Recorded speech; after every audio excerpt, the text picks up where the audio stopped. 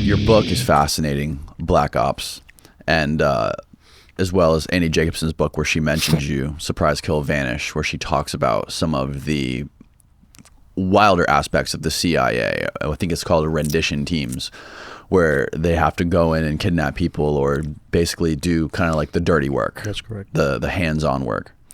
In your book, you quoted George Orwell. You said, we sleep safely in our beds because rough men stand ready in the night to do violence on those who would harm us.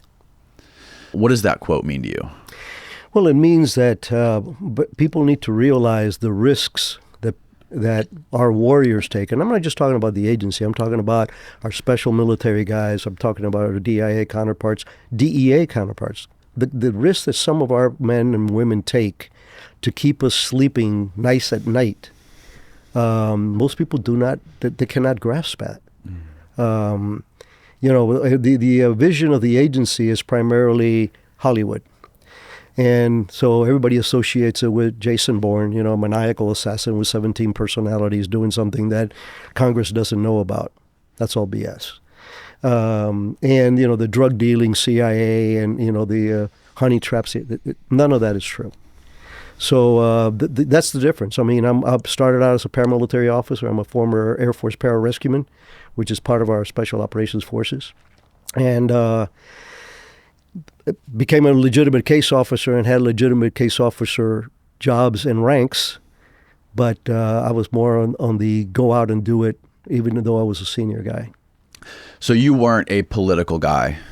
You were more on the ground, hands-on, dealing with human beings, which is, it gives your book, what I love about your book is it's a first-hand perspective of being on the ground, dealing with human beings in some of these situations. And you may, in your time working, for example, in Honduras or Costa Rica, you weren't necessarily paying attention to all the politics, the things that were going around, things that were going on behind the scenes or what was happening in the media.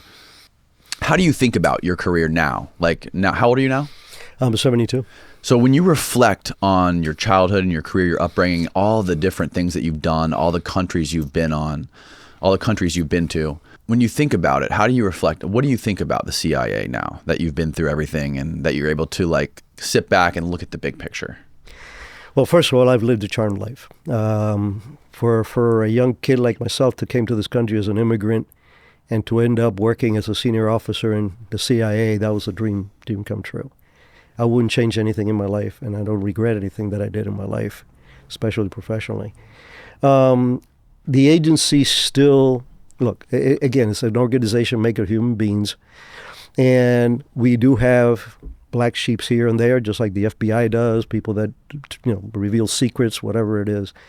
But for the most part, what I really treasure from my days, my 24 plus years, is first and foremost the people. The quality of people that we have. And there's a vignette I'll tell you a little later about the kind of persons that actually work at CTC. We'll do that more on the 9/11 part. But, you hit on something a little earlier, which was politics. And the problem is you cannot run special operations, whether they're military or intelligence or drug interventions, through an optic of politics. Politics would always be the brake on anything that operators are capable of doing. So I'm very proud of the agency. The agency has something that nobody else has, which is Title 50 authorities. Title 50 authorities means that whatever the President of the United States signs that you can go do, you can go do. So military has Title 10, which means they can do anything that they were told to do in a war theater. So, for example, when the Navy SEALs so rightfully shot bin Laden in the face, it was CIA's Alec Station that I helped start, who had tracked him down, and that SEAL team was under agency, on paper, control, because they have to use Title 50 authorities because they were not in a war theater. It was done in Pakistan.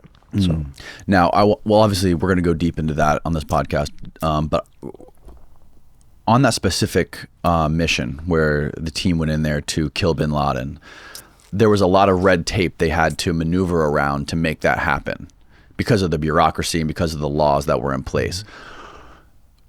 Those guys were SEALs, right? Yeah, but they were officially for that mission. They were CIA. They were attached to the CIA for the authorities. Okay. For the legal authorities. You're talking international law here. Right. When you do this kind of thing in somebody else's country, that is an act of war. So they had to weigh in. The president's the only one that could do that, and he only signs Title 50 stuff. Okay. Yeah. Okay, so let's going back to the beginning. Your childhood. What was your childhood like being born in Cuba and being raised in Cuba during the revolution? Well, it started out as a wonderful childhood. My dad was actually a cowboy, literally a cowboy. He ran my grandfather's ranch until he married my mom, and she domesticated him, and he became a businessman. So, at the age of 6, I had a horse before I had a bicycle. I had a BB gun at the age of 6. It was great life. My dad had a 57 Pontiac in 1959, So it was nice middle class, very close to the family. My grandparents lived across the street. The other ones lived behind us. So it was a very family town, in a small town. But that changed. And the first part that it started changing was when the rebel attacks actually started happening in my town. The town that I lived in was Nicaragua, was at the foothills of the Escambray Mountains, which is where Che Guevara had his rebels. So the town that I was at got hit several times as harassments. Well, my parents were gone, and I had a nanny she was like 13 years old, and I'm 8 or 7, whatever. And huge firefight in front of the house. And I literally went up to the window and opened up the window. Well, that's the first time I saw somebody get shot.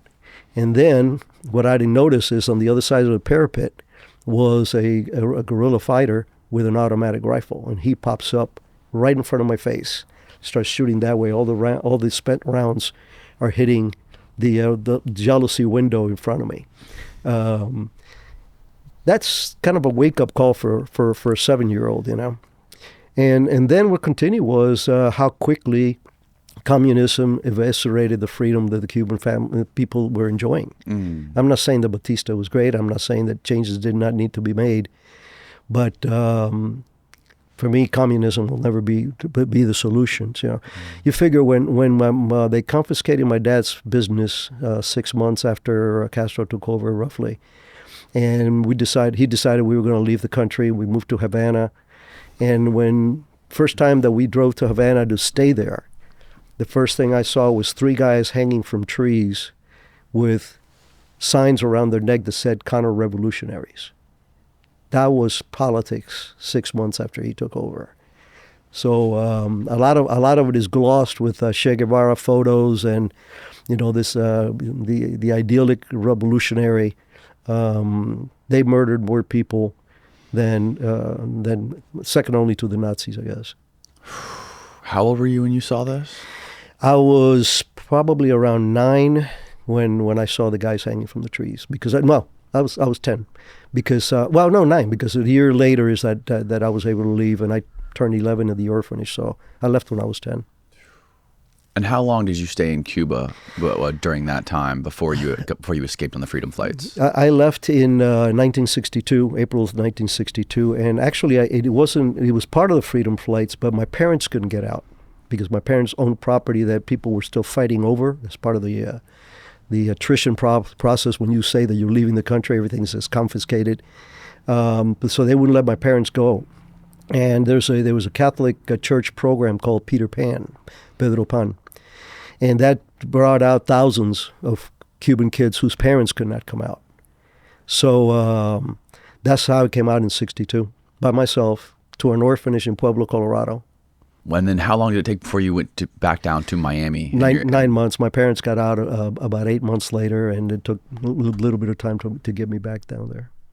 And so when you first got to Colorado and then went to Miami, like what was America to you, and what was your perception?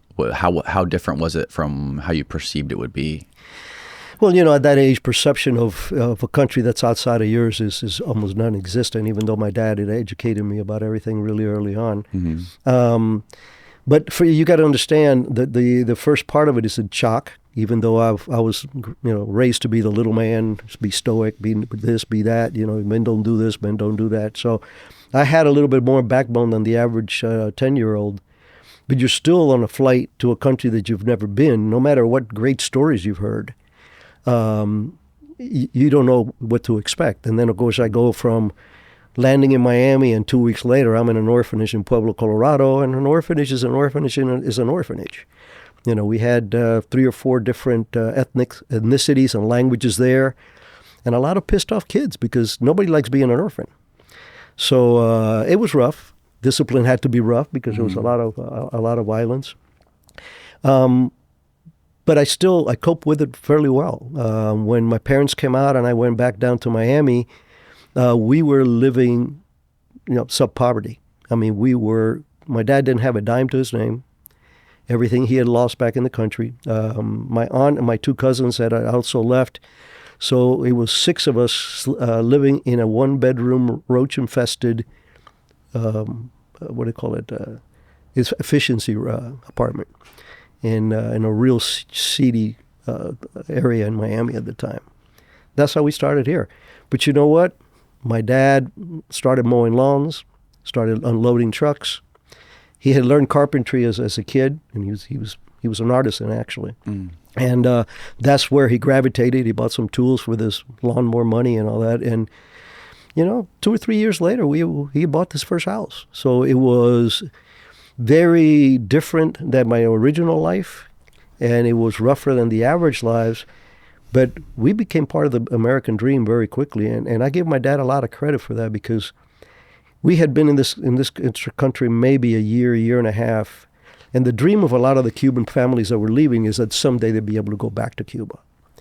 My father, a year and a half into the country here, he says, "We're not leaving. We're staying." So we go visit, but we're staying. So, would you have stayed even if Castro wasn't there anymore? If it would have gone back to normal, what it was like pre-Castro, would you have still stayed? That was his decision, and that was the point. When Castro falls, everybody's going to flood back. Right. We're not going. We're staying here. We're going to become Americans. Oh, wow. And my dad and our family, the 3 of us, we got our residency the day we could get our residency. We got our citizenship the day we could get our citizenship. And my dad, I lost him about 7 years ago. He until the day he died, he never missed a voting opportunity. Never, ever missed voting since he became a citizen. When you were being raised by your parents, did they teach you Spanish and English at the same time? I was learning English on the outside, but at home, Spanish was the language. Yeah. So when you first came here, English was, you still had a little bit of English or none? When I first got here, I knew how to say 2 words, yes and no. Wow. And one of the benefits of the orphanage, besides the immersion, and there was very few Spanish-speaking kids there, was the fact that all I had to do was go to school and learn to read and write in English.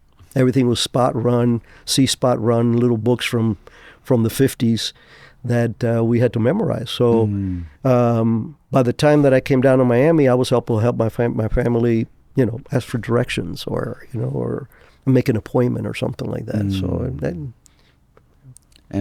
So in your early days growing up in Miami, once you guys started to get your foothold in the country, what were some of the things that you were doing to make money, and what sort of foundational things were you learning from your dad that helped you turn into what you turned into today?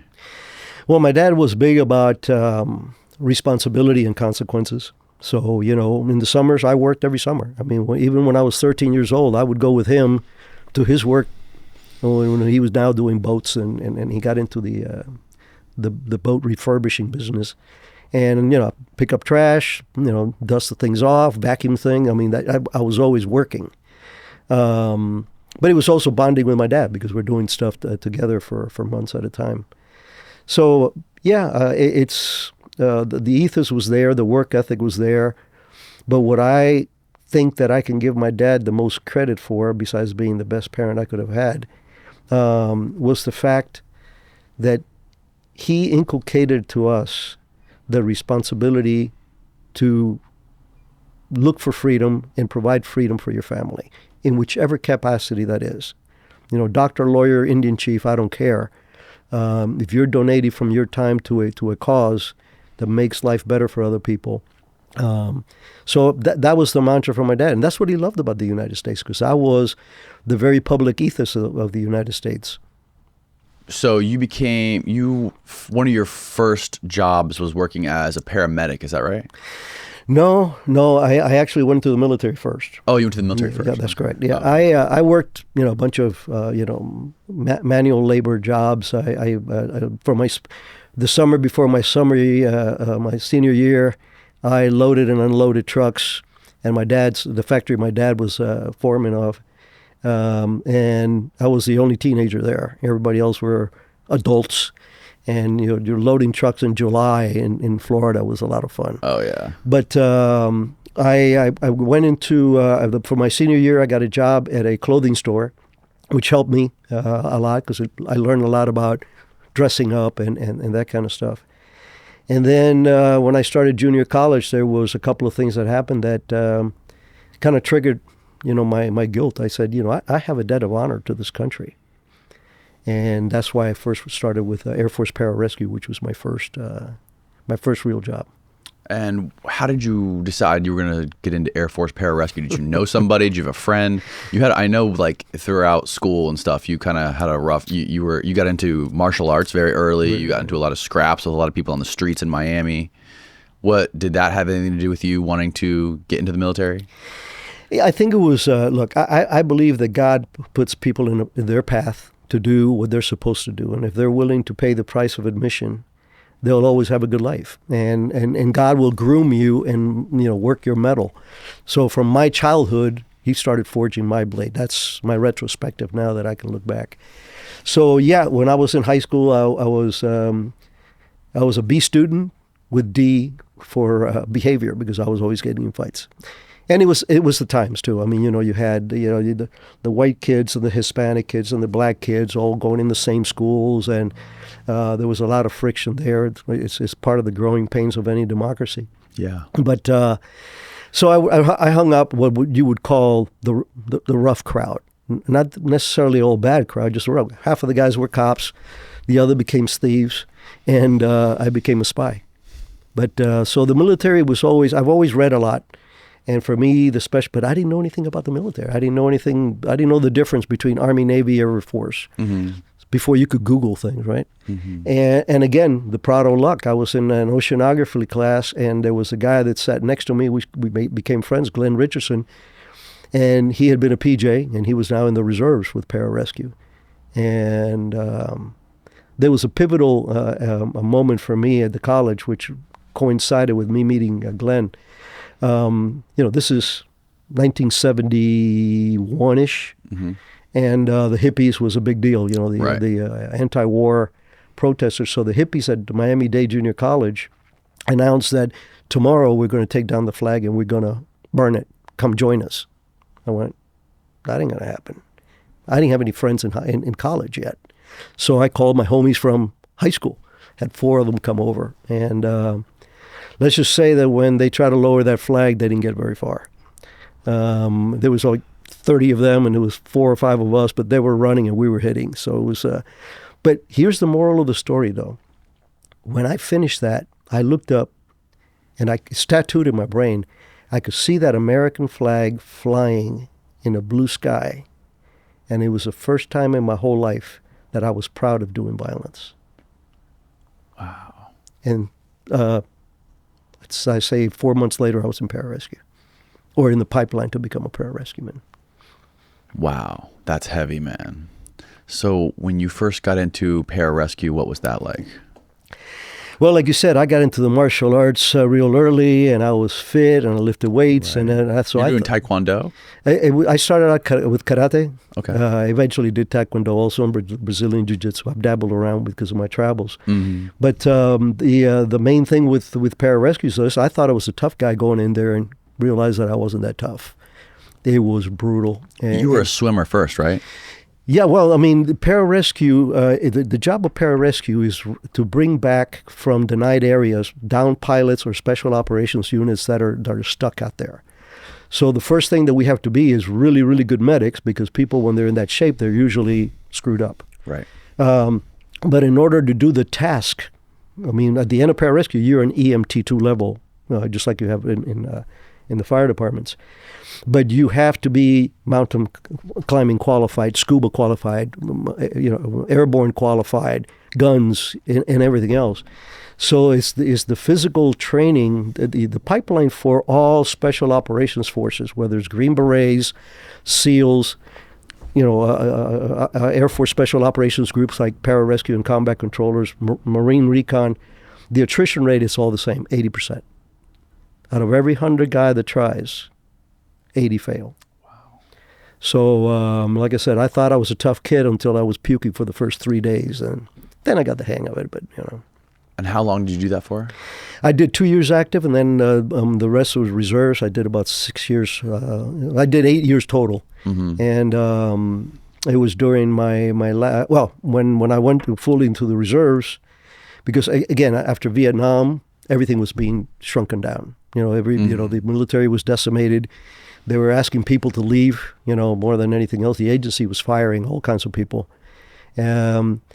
So I joined the fire department in Miami. So I rode rescue for 6 years as a paramedic, firefighter paramedic. Yeah, what was that like? The end of the Vietnam War, when what was the the vibe in the military like during that time after all of that went down? Devastating. You figure I did not get to go to Vietnam, which I regretted all my life, except now I can look back and say I probably would be here if that was the case. Right. Like I said, I wanted to. I joined Pararescue because I wanted to go to Vietnam. I wanted to fight. I wanted to go to Vietnam, and as a matter of fact, we had a draft at the time, and my number, the higher the number, the less chances you were going to be called. And my number was so high, and I was in college, and my parents were so happy that they celebrated the fact that he can't go in the military. Well, I volunteered. And what made a kid like you at that young age want to go fight in Vietnam? I was struck with the bug of what this country's all about. The price that I was willing to pay to maintain this country, and in the debt of honor primarily. And I think that's probably the number one thing was the debt of honor that my family has. Notice I say has because it's never paid to this country. And that's the only service that I knew was the military. I never contemplated being a police officer, but again, got a lot of respect for those guys. They got a very, very tough job also. But back to the Vietnam era mentality, you figure even though I had not set foot in Vietnam, I remember coming back from Hill Air Force Base for home leave the first time, and we had to fly in uniform, and I'm walking down, and of course I got my beret and my jump wings, and people would stop and spit on the ground in front of you. Now it's very refreshing because, somebody is sitting down and they see their military, somebody will go, thank you for your service, or I got the tab. I've done that several times. Just pay the tab and leave. And You've done it for other people? Oh, absolutely. Oh, wow. All the time. I'll be at an airport, I'll see a couple of military guys are having breakfast. I'll call the waitress and go, put that one on me. Wow. Because I know how badly we were treated. Yeah. And these guys and gals deserve a lot better than that. They're the reason we have what we have.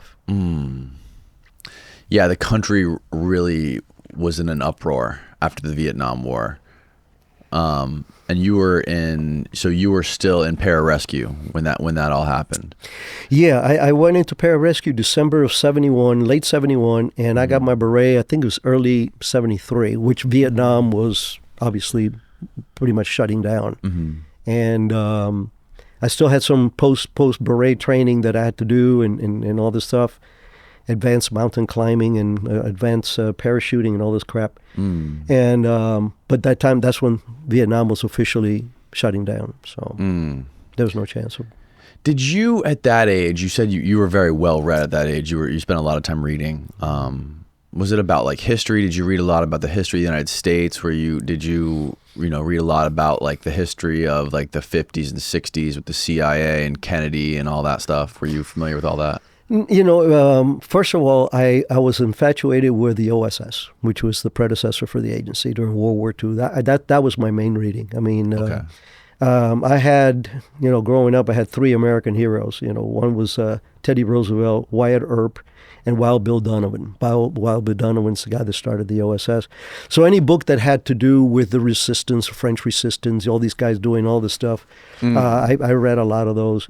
I have to admit, I read every James Bond novel ever made as a kid. And so all that is back there. You feel, the urge or the attraction into having that kind of purpose. And I can tell you honestly, neither in Pararescue nor in the CIA did I ever wake up one morning and go, man, I got to go to work. Never. Even when I was in the 3 years that I slept in the jungle hammock in Central America, never did I wake up in the morning and go, what the hell am I doing here? I always find it so fascinating how people who come from some of the most adverse environments have just like that burning desire in their belly to do something, and they're so interesting, and they are just they find a mission in life compared to people who kind of like grow up wealthy or grow up with the silver spoon in their mouth. People who come from places like you came from in Cuba during that time, and seeing some of the shit you saw when you were really young, and the drive and the motivation that you had to do something, and to you had like a sense of purpose at such a young age. I find that fascinating.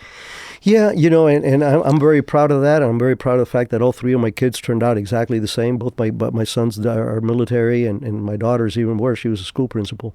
So she's the toughest of the three. Yeah, I mean, for me, that purpose was driven, but it wasn't solely unique, and it wasn't solely because of the poverty that we lived through and the getting ahead better.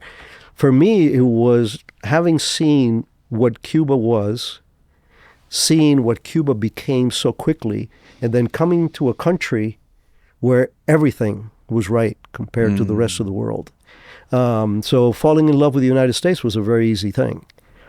But again, my father was my first hero. He was my first mentor, and he always taught me about nothing is free in life. And that applies to freedom. Freedom is not free. Did you ever have that fear after being in the United States that this could happen here too? This episode of the podcast is brought to you by ExpressVPN. When you use the bathroom, you always close the door behind you, right? You don't want some random passerby looking in at you. So why would you let people look in on you when you go online? Using the internet without ExpressVPN is like using the bathroom and not shutting the door. Did you know that internet service providers like AT&T and Verizon know every single website you visit? And what's worse is they sell this information to ad companies and tech giants who will use that data to target you. ExpressVPN puts a stop to all of this. It creates a secure encrypted tunnel between you and your device and the internet so that your online activity can't be seen by anyone. I personally love using ExpressVPN because Netflix only gives you a small fraction of their entire content library depending on where you're located. But with ExpressVPN, you can access 100% of their content library, giving you access to thousands of more shows. And the best part is, using ExpressVPN is as easy as closing the bathroom door. All you gotta do is fire up the app, press one button, and you're protected. ExpressVPN is the world's #1 rated VPN by TechRadar, The Verge, and countless others. So if you're like me and you think your online activity is your business, secure yourself by visiting expressvpn.com/Danny today. Use my link and get an extra 3 months for free. It's expressvpn.com/Danny. It's linked below. Now back to the show. Well, that remains today. I mean, I'm for people like myself with my background, and not just the paramilitary ninja stuff, but just Americans, now Americans that come from a communist regime. The scariest thing is this worldwide trend going far left. You name me one single country that is under communism that is thriving. Right. Venezuela's got more oil than anybody else in this continent. They're starving to death. Cuba before Castro took over in Cuba had the first or second highest living conditions in Latin America. The Cuban peso was equal to the US dollar. So tell me, where communism makes a country better. I've yet to see it. Right. And you see it in the Soviet Union, you see it in Poland, you see in all these countries that all of a sudden they're freed and they thrive. So.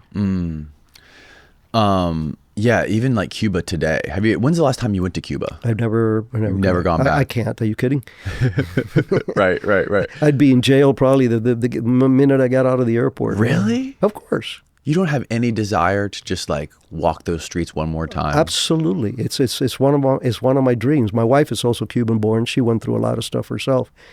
And that's always been in back of our minds. We want to take our children out there and show them our modest homes, where my grandparents live, go visit the graves of my parents, the beauty of Cuba. Cuba's a beautiful country.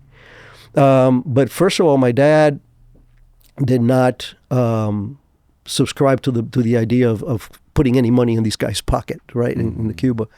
And the second one for me was, once I became a CIA officer, that's not a place you want to go, especially after I get more senior, where I'm known and everything else. I wouldn't last a day in the streets in Havana.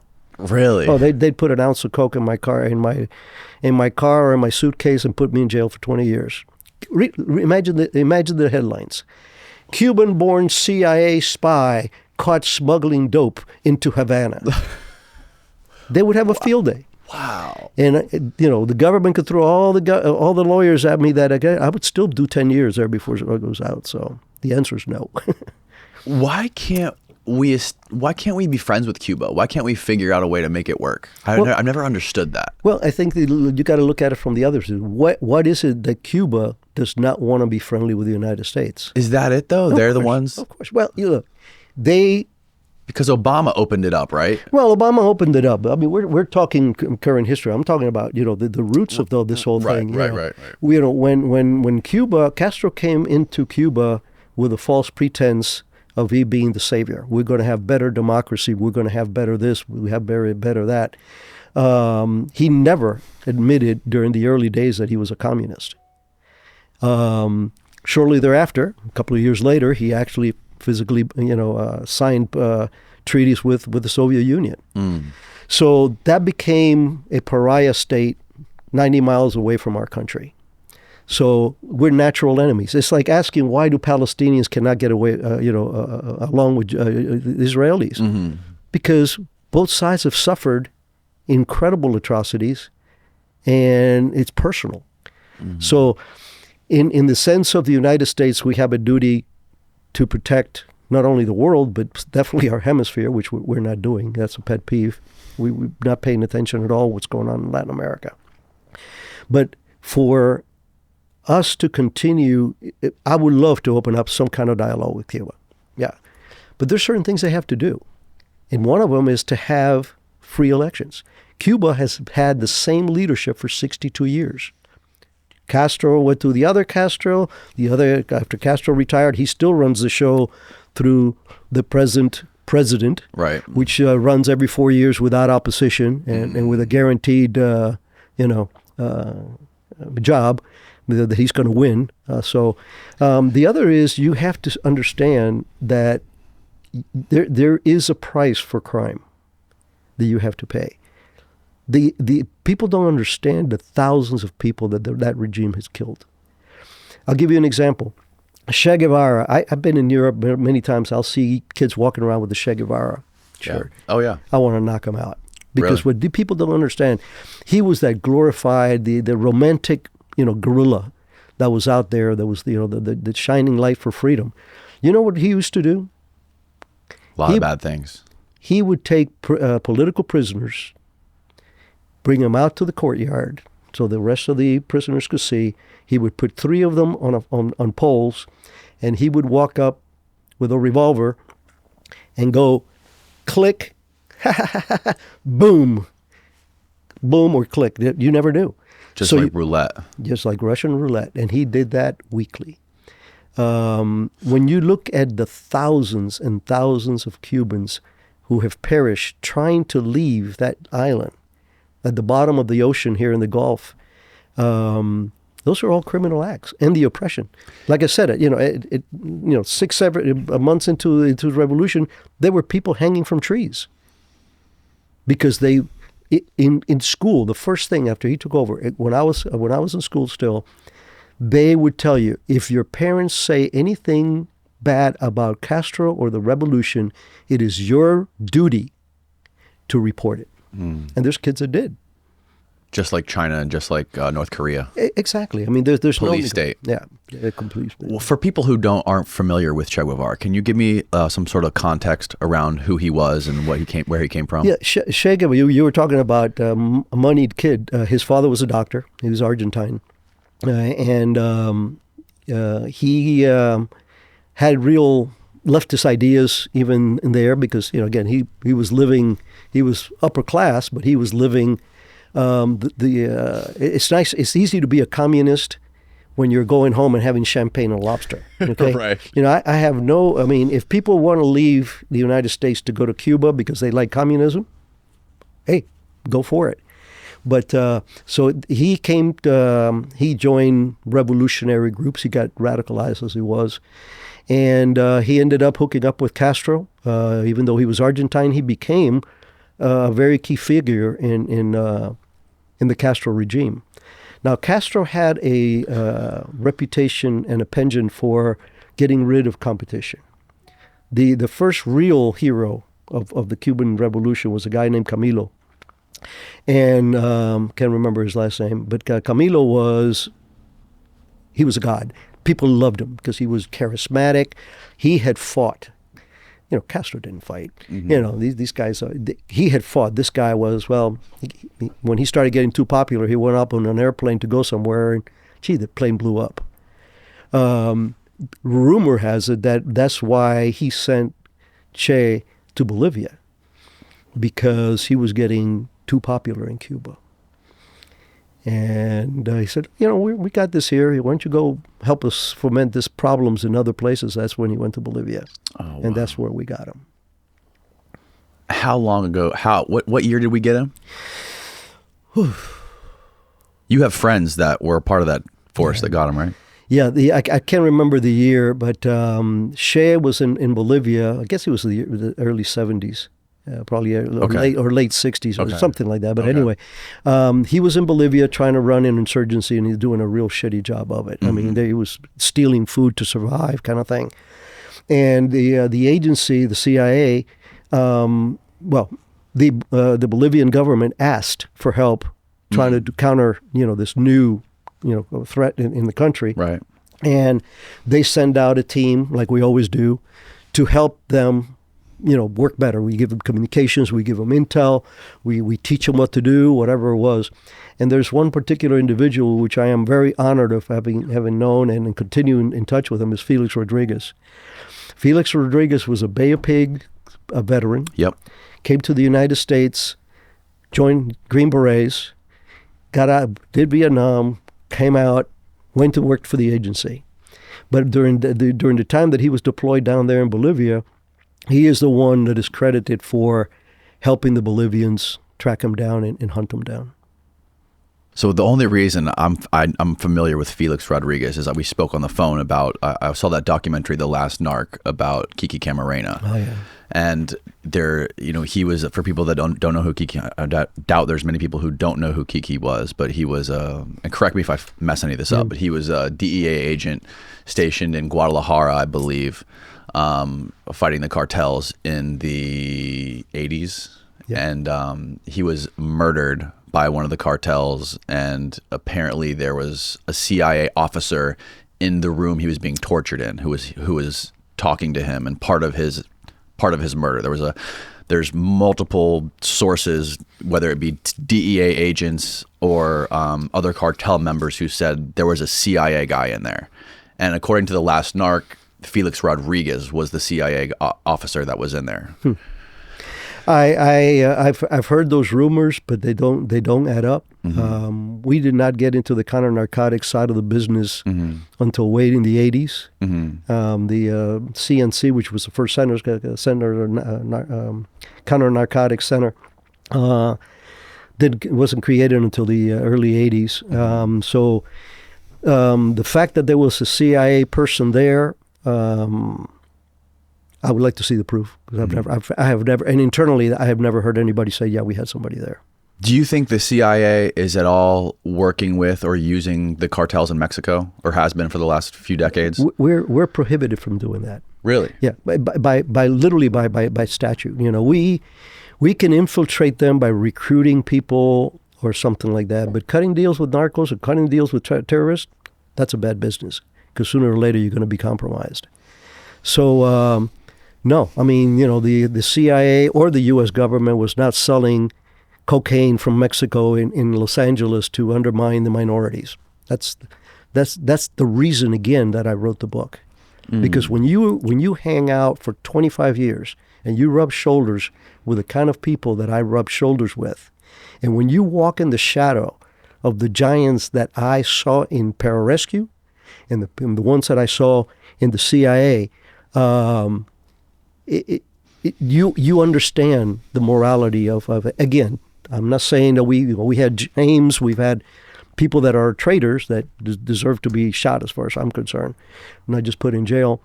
But the greater majority of the people that serve in our military, especially special military, in our federal agencies like the DEA, like the FBI, like the CIA, are way above average when it comes to morality, conviction, and patriotism. Right. But we have a lot of interest in Mexico, number one. Number two, it's right on our southern border. And there's a lot of foreign interest in Mexico, including China, which is big. I know. They're buying a lot of land in there, including lithium mines. And so why wouldn't we? Just the same way Russia would have agents in Ukraine, as well as we do, why wouldn't we want to have people in there gathering intelligence? Well, we could have people in there gathering intelligence, and we do. There's a difference between gathering intelligence and cutting deals with narco traffickers. Correct. Okay. Yes. You know, hey, listen, I'll tell you what, I'll cut you some slack. You can bring the dope in as long as you tell me what he's doing, and I'll take him out for you. That's movie stuff. Okay. That's movie stuff. We're not allowed to do that kind of stuff. Now, what we are allowed to do is to recruit locals that are on the fringe of narcotics and teach them how to swim upstream, and now they get into the trusted level. And now you have a validated reporting source on particular things. But that's very hard to do. People don't understand. People go like, why can't you penetrate Al-Qaeda? Are you an idiot? These people grew up together. They've known each other. Every cell knows the history of every single person there. And it's the same thing with the cartels. You just don't, you're not a doctor in Mexico City and all of a sudden say, I'm going to start a cartel. You know, you live a criminal life. People know who you are. And that's how you get ahead. So we are allowed, and we do, recruit sources. I recruited a source in a Latin American country who was a member of a Maoist terrorist organization. Right. Okay. So we are allowed to do that. We're supposed to do that. But there's a big difference between that and collaborating with them in order to cut a deal. The problems south of the border is tremendous. We are not paying attention to it. The Chinese own Panama, including the Panama Canal, the mines and everything else. But you know, the real They're also bringing a lot of the fentanyl into Mexico. Absolutely, in tons. Well, but bringing it into Mexico brings up to the point that I was trying to make. Secure your borders. People don't, when people get into the look, I came to this country legally. But I came to this country because the mentality of the U.S. is, give me your masses, okay? Personalize it. Take it down to the micro level here. You live in a decent neighborhood, and a couple of neighborhoods back, it's a modest family. They get desperate. They break into your back room. They take over your bedroom and your bad bathroom, and now you got to keep them in there. Right. You allow them to be. I mean, what would you do if that neighbor came to me and I knew him? I would I know say, what you mean. Yeah, if they came to my door and said, "Mr. Prado, you know, we're in hard times. Can you help us out?" Then it's my choice to bring him into my fold. But if you break into the back door of my house and take up one of the rooms, I'm not going to be happy. Yeah, I know exactly what that feels like, because my next door neighbor just sold their house to an out of state investor who made it an Airbnb. So now we have people coming into our neighbor's house every other day, speeding down the street. Crazy. We have kids. There's lots of kids in the neighborhood, so there's people speeding up and down the street, people partying in the house next to us from who knows where. It was much better before, when it was just a family that we knew that was there, and they were like part of the neighborhood. So I understand what that is. You do have to kind of like bring things down to the micro level to really understand what it is. Yeah, and I think the solution, obviously, it is to regulate the entry, whether it's by fences or whatever. But the other part that nobody talks about is, how do we expedite the process of legal immigrants? For example, if you were, let's say you're in Peru or Costa Rica and you want to come to the United States, and you are a businessman, you have a bank account, your kids are in college, and you apply, and it takes years. It takes years and money. You cross the border, you just paid, a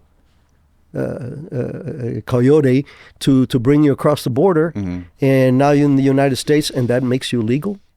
I'm not saying that everybody that crosses that border is an illegal, because they're not. The majority, I would say, they're just people that are trying to do something for their family in desperation. Right. I get it. And the cartels benefit from that border. Of course they do. Yeah. Of course they do. They benefit from the strength at the border, because the harder it is to get across, the more money they can make. Absolutely. So they have all that in place. So yeah, it's a tough equation, but for me is strengthen the borders, patrol the borders, control the borders, but at the same time start a real robust program of how do you recruit foreign nationals to come to this country at all levels, not just doctors, lawyers, and Indian chiefs, right? Because we do need immigrant workers, and let them come and do the American dream. But it has to be a process, right? And that needs to be expedited. And I think that and controlling the borders would be a hell of an equation to entice people to do it legally. Mm-hmm. It's a polarizing topic, because a lot of people are just like, close it off, don't let out any immigrants, but they don't understand that this country is made of immigrants, and that immigrants are the backbone of this country. If you look at any construction site where there's anything being actually built, people using their hands, it's 90% immigrants. Yeah. Well, remember, the only Native Americans are Native Americans. Right. Yeah, that's a great point. Great point. So we got a little bit off topic. Where were we before we went? Okay, we went deep into Cuba. We were talking about Cuba, Che Guevara. You said that you would like to go back there one day, but it probably will never happen, because you're a former CIA. Only if there was a change of government. If there was a legitimate change of government, we would be the first people on the plane. Right. But not till then. So you're back in Miami. You joined the Pararescue, and then you got out of the Pararescue. What did you start doing after that? Yeah, I stayed in the reserves. Okay. And I started writing rescue with Miami Metro Police and Fire Department. Mm. So I was part of the rescue squad. And this is during what time? What year? This was 74 through 80. Okay. So during that time, which were really interesting times in Miami for a paramedic, because the drug wars were already starting, and I saw as much actions as far as treating people as you did in a combat zone, because the people were getting shot and killed and everything else. It was pretty rampant.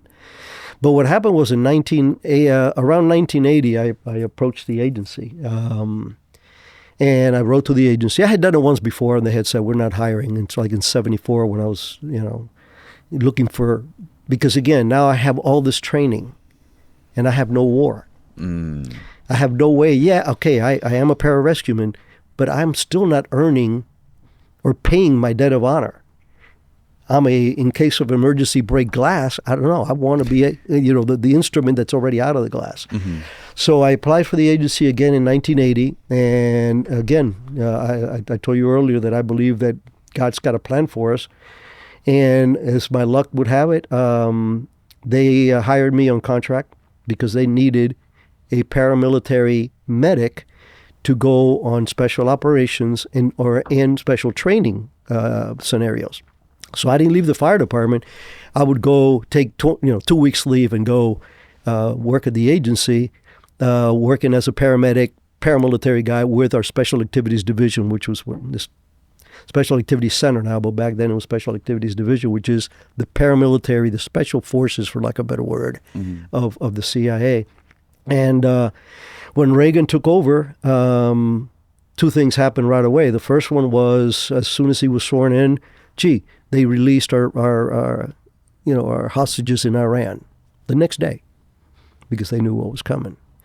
The second thing was he declared war on communism in our hemisphere because he knew the problem that at the time Cuba was fomenting problems in everywhere from Angola to Salvador to Nicaragua to Bolivia. It was all over. So he declares war, and he wanted to first and foremost take down the communist Sandinista regime, because again the atrocities were there from day one. I mean, the crimes were there from day one.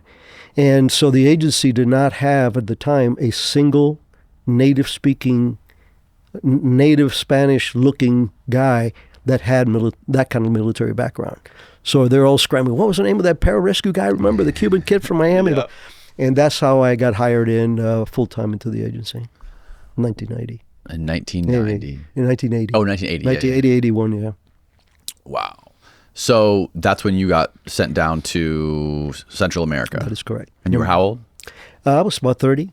Yeah. About 30 years old. Yeah, so my prime. Yeah. Can you walk me through what that was like? That process of going down there. That was your first official deployment. Yep. And the best job I ever had in my life. I got called by the agency on a Thursday, and I was at headquarters on a Monday. And talked to them. Came out, called the fire department, and resigned because what they offered me was, they said, "Do you want to come on board?" I said, "Well, if it's contract, no. If it's staff, yes." So they say, "No, we want to keep you." I said, "Okay." And, I thought I was going to go through some kind of training or something like that. No. Nothing. They gave me alias documentation. They gave me some briefings on what was going on in Nicaragua, the dynamics, the geopolitics of the area and everything else with Salvador, blah, blah, blah. 2 or 3 days of that stuff, and put my ass on a plane and sent me down to Honduras. Wow. And we had, that program ended up being 100+ guys, but the program was started with just 5. And I was blessed with a guy named Colonel Ray. Colonel Ray was he jumped into Corregidor when he was 17. He was a Green Beret, and he was our man in Laos. Running a lot of the programs for the agency. So he was a legendary, really legendary operator. He became my first mentor. So my instructions from headquarters was, go do whatever Colonel Ray tells you to do. Got it, moving. Mm-hmm. Got down there and report, and he goes, okay. I said, what is it that you want me to do? So he says, I want you to become indispensable to them. I need you to live with them. I need you to break bread with them. I need you to train them. Because for the first 14 months of those 3 years, I was the only CIA officer allowed to go to the camps. Because that's why my book is called Black Ops. Black Ops are the operations that the U.S. hand has to be hidden. So at that time, the program was not. Later on, obviously, it became a very open Contra. Pretty much at the end of my tenure there in '84, early '84. It was publicly known that the United States was supporting. By accident, right? Well, eventually there were some accidents, obviously, later on with Hassenfuss, but that was much later on. Okay. But it was obvious. I mean, Congress was leaking it, all these things were going on, the Bolton Amendment, all this competition back and forth. But right. That's what Black Ops are, those operations that have to hide the hand. Right. So my MO was, I lived in the camps Monday through Friday. And I would come to Tegucigalpa to my brand new wife. Is that where you met her? No. I met her in Miami. Can you imagine meeting another Cuban in Miami? That's hard to do. Rare, right? Yeah. So, but no, we got married. I had been in country in Honduras about 8 months when I came out, got married, and then brought her in. But for me, I would leave at 4 o'clock in the morning, go to a camp, spend 2 days there, train them up on everything from headspace and timing on a 50 cal to RPG-7s to medical stuff to patrolling to intel gathering and giving them the intelligence. I was the only guy that was there. And I would do that for 2 days, go to the next camp, travel day in the middle, 2 days there and then come home for the weekend. And I did that for pretty much all of 3 years. So who were the people in these camps? Can you give some general context to what exactly was going on there? I love to, because that is another people that have been defamed. You know, that was the best job I ever had in my life, because the rewards of my sacrifice of living in, like I said, sleeping in a jungle hammock 5 days a week for 3 years, and never regretting it, was the people that I was dealing with. You know, they have a bad reputation about all being right-wing Somoza radicals and stuff. I'm not saying that there weren't a handful of those. Mm-hmm. And there were certain guys who actually went rogue, and that's in the book, that I'm the one that, you know, rendered them back, both of those guys. You know, brought them to justice. But what I would do is I would train the trainers, because primarily I was training the people that already had some military, mm-hmm. and then I would help them train the next layer and the next layer and the next layer. But every night what I would do is I would grab a cup of coffee and I would go to a different campfire. And I would ask them, I said, why are you here? Lo and behold, there wasn't a single one that said, well, you know, I read Marx and Lenin and I don't agree with communism. This was all personal. None of them read anything. No. They didn't even know what the Soviet Union was. Right. Yeah, they had heard of Castro because that was the friends of the Sandinistas. But when I asked them, why are you here? And it was real simple. They look you in the eye and go, they raped my daughter. They burned my church. They beat up my priest. They took my cattle. They conscripted my 15-year-old into the military, and he got killed. So it doesn't get any more pure than that you're willing to give up everything and go live in infested jungles where leishmaniasis and malaria and everything were prevalent, just to try to get some freedom in the future for your family. Their lives were all individually affected. 100%. Or dismantled somehow. 100%. So who were the Contras? Like, where did they come from? There was a couple of different factions. There was actually 3 factions. Okay. Like in all these revolutions, in wars, there's always factions in there. So in the north, under the FDN, was what the Mosquito Indians called the Spaniards. These were people that most of them were led by, lieutenants that had been military lieutenants. Mm-hmm. They were not, big shots in the military, but they were just like, people that knew enough about leadership. And they recruited just from the masses, the peasants in all these towns. Nicaragua was a very poor country. So a lot of these people gravitated to the camps in the hope that they could fight and get their stuff back. So the majority of, you had the North faction on the east side of the country. And then on the west side of the country, you had the Mosquito Indians, which are the Native Americans. They're native to that area. Mosquito, Sumo, and Rama are the 3 tribes. And Stedman Fagath was their leader. I'm still in touch with him and still friends with him. He's grateful that I saved his butt one time. But again, the purity of these guys were hunters, gatherers, very religious, and very tight-knit families who knew how to work in the jungle. So they were formidable warriors. Then the third faction was in the southern part of Nicaragua. And those were the former Sandinistas. The people that fought as Sandinistas got disillusioned by what that regime was doing, and they rebelled and they established their camps in the southern part of Nicaragua. And when we first started there, they wouldn't even talk to each other. By the time that we left there were one fighting force. Wow.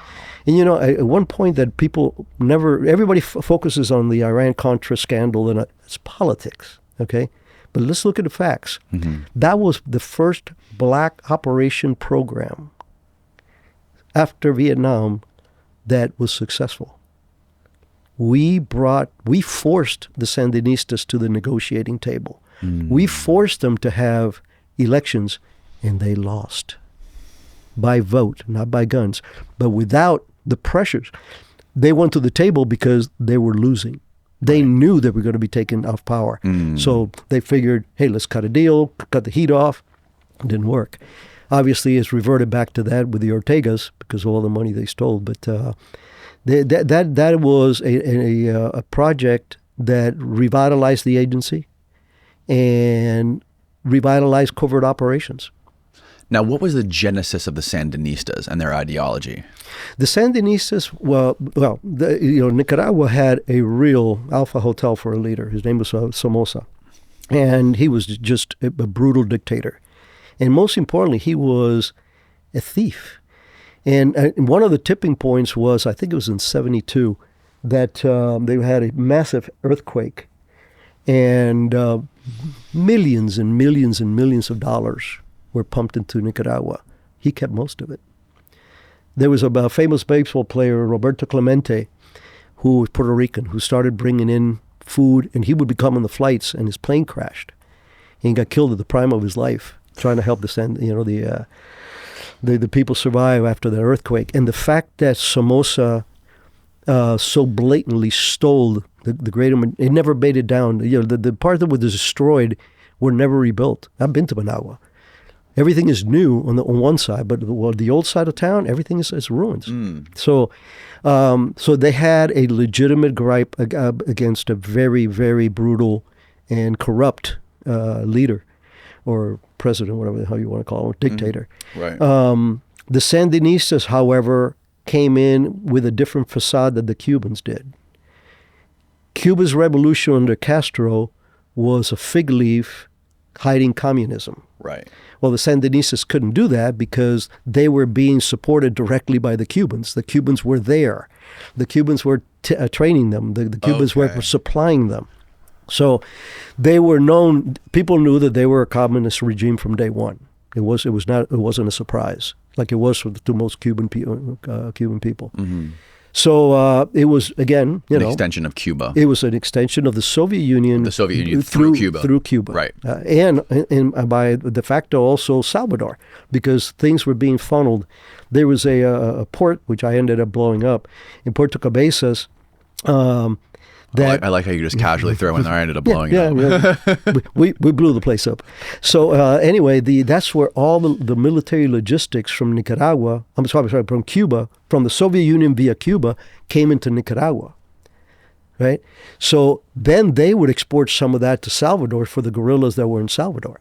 Oh, wow. Yeah. So they were very active there. They had leaders there. They had their intel guys were training.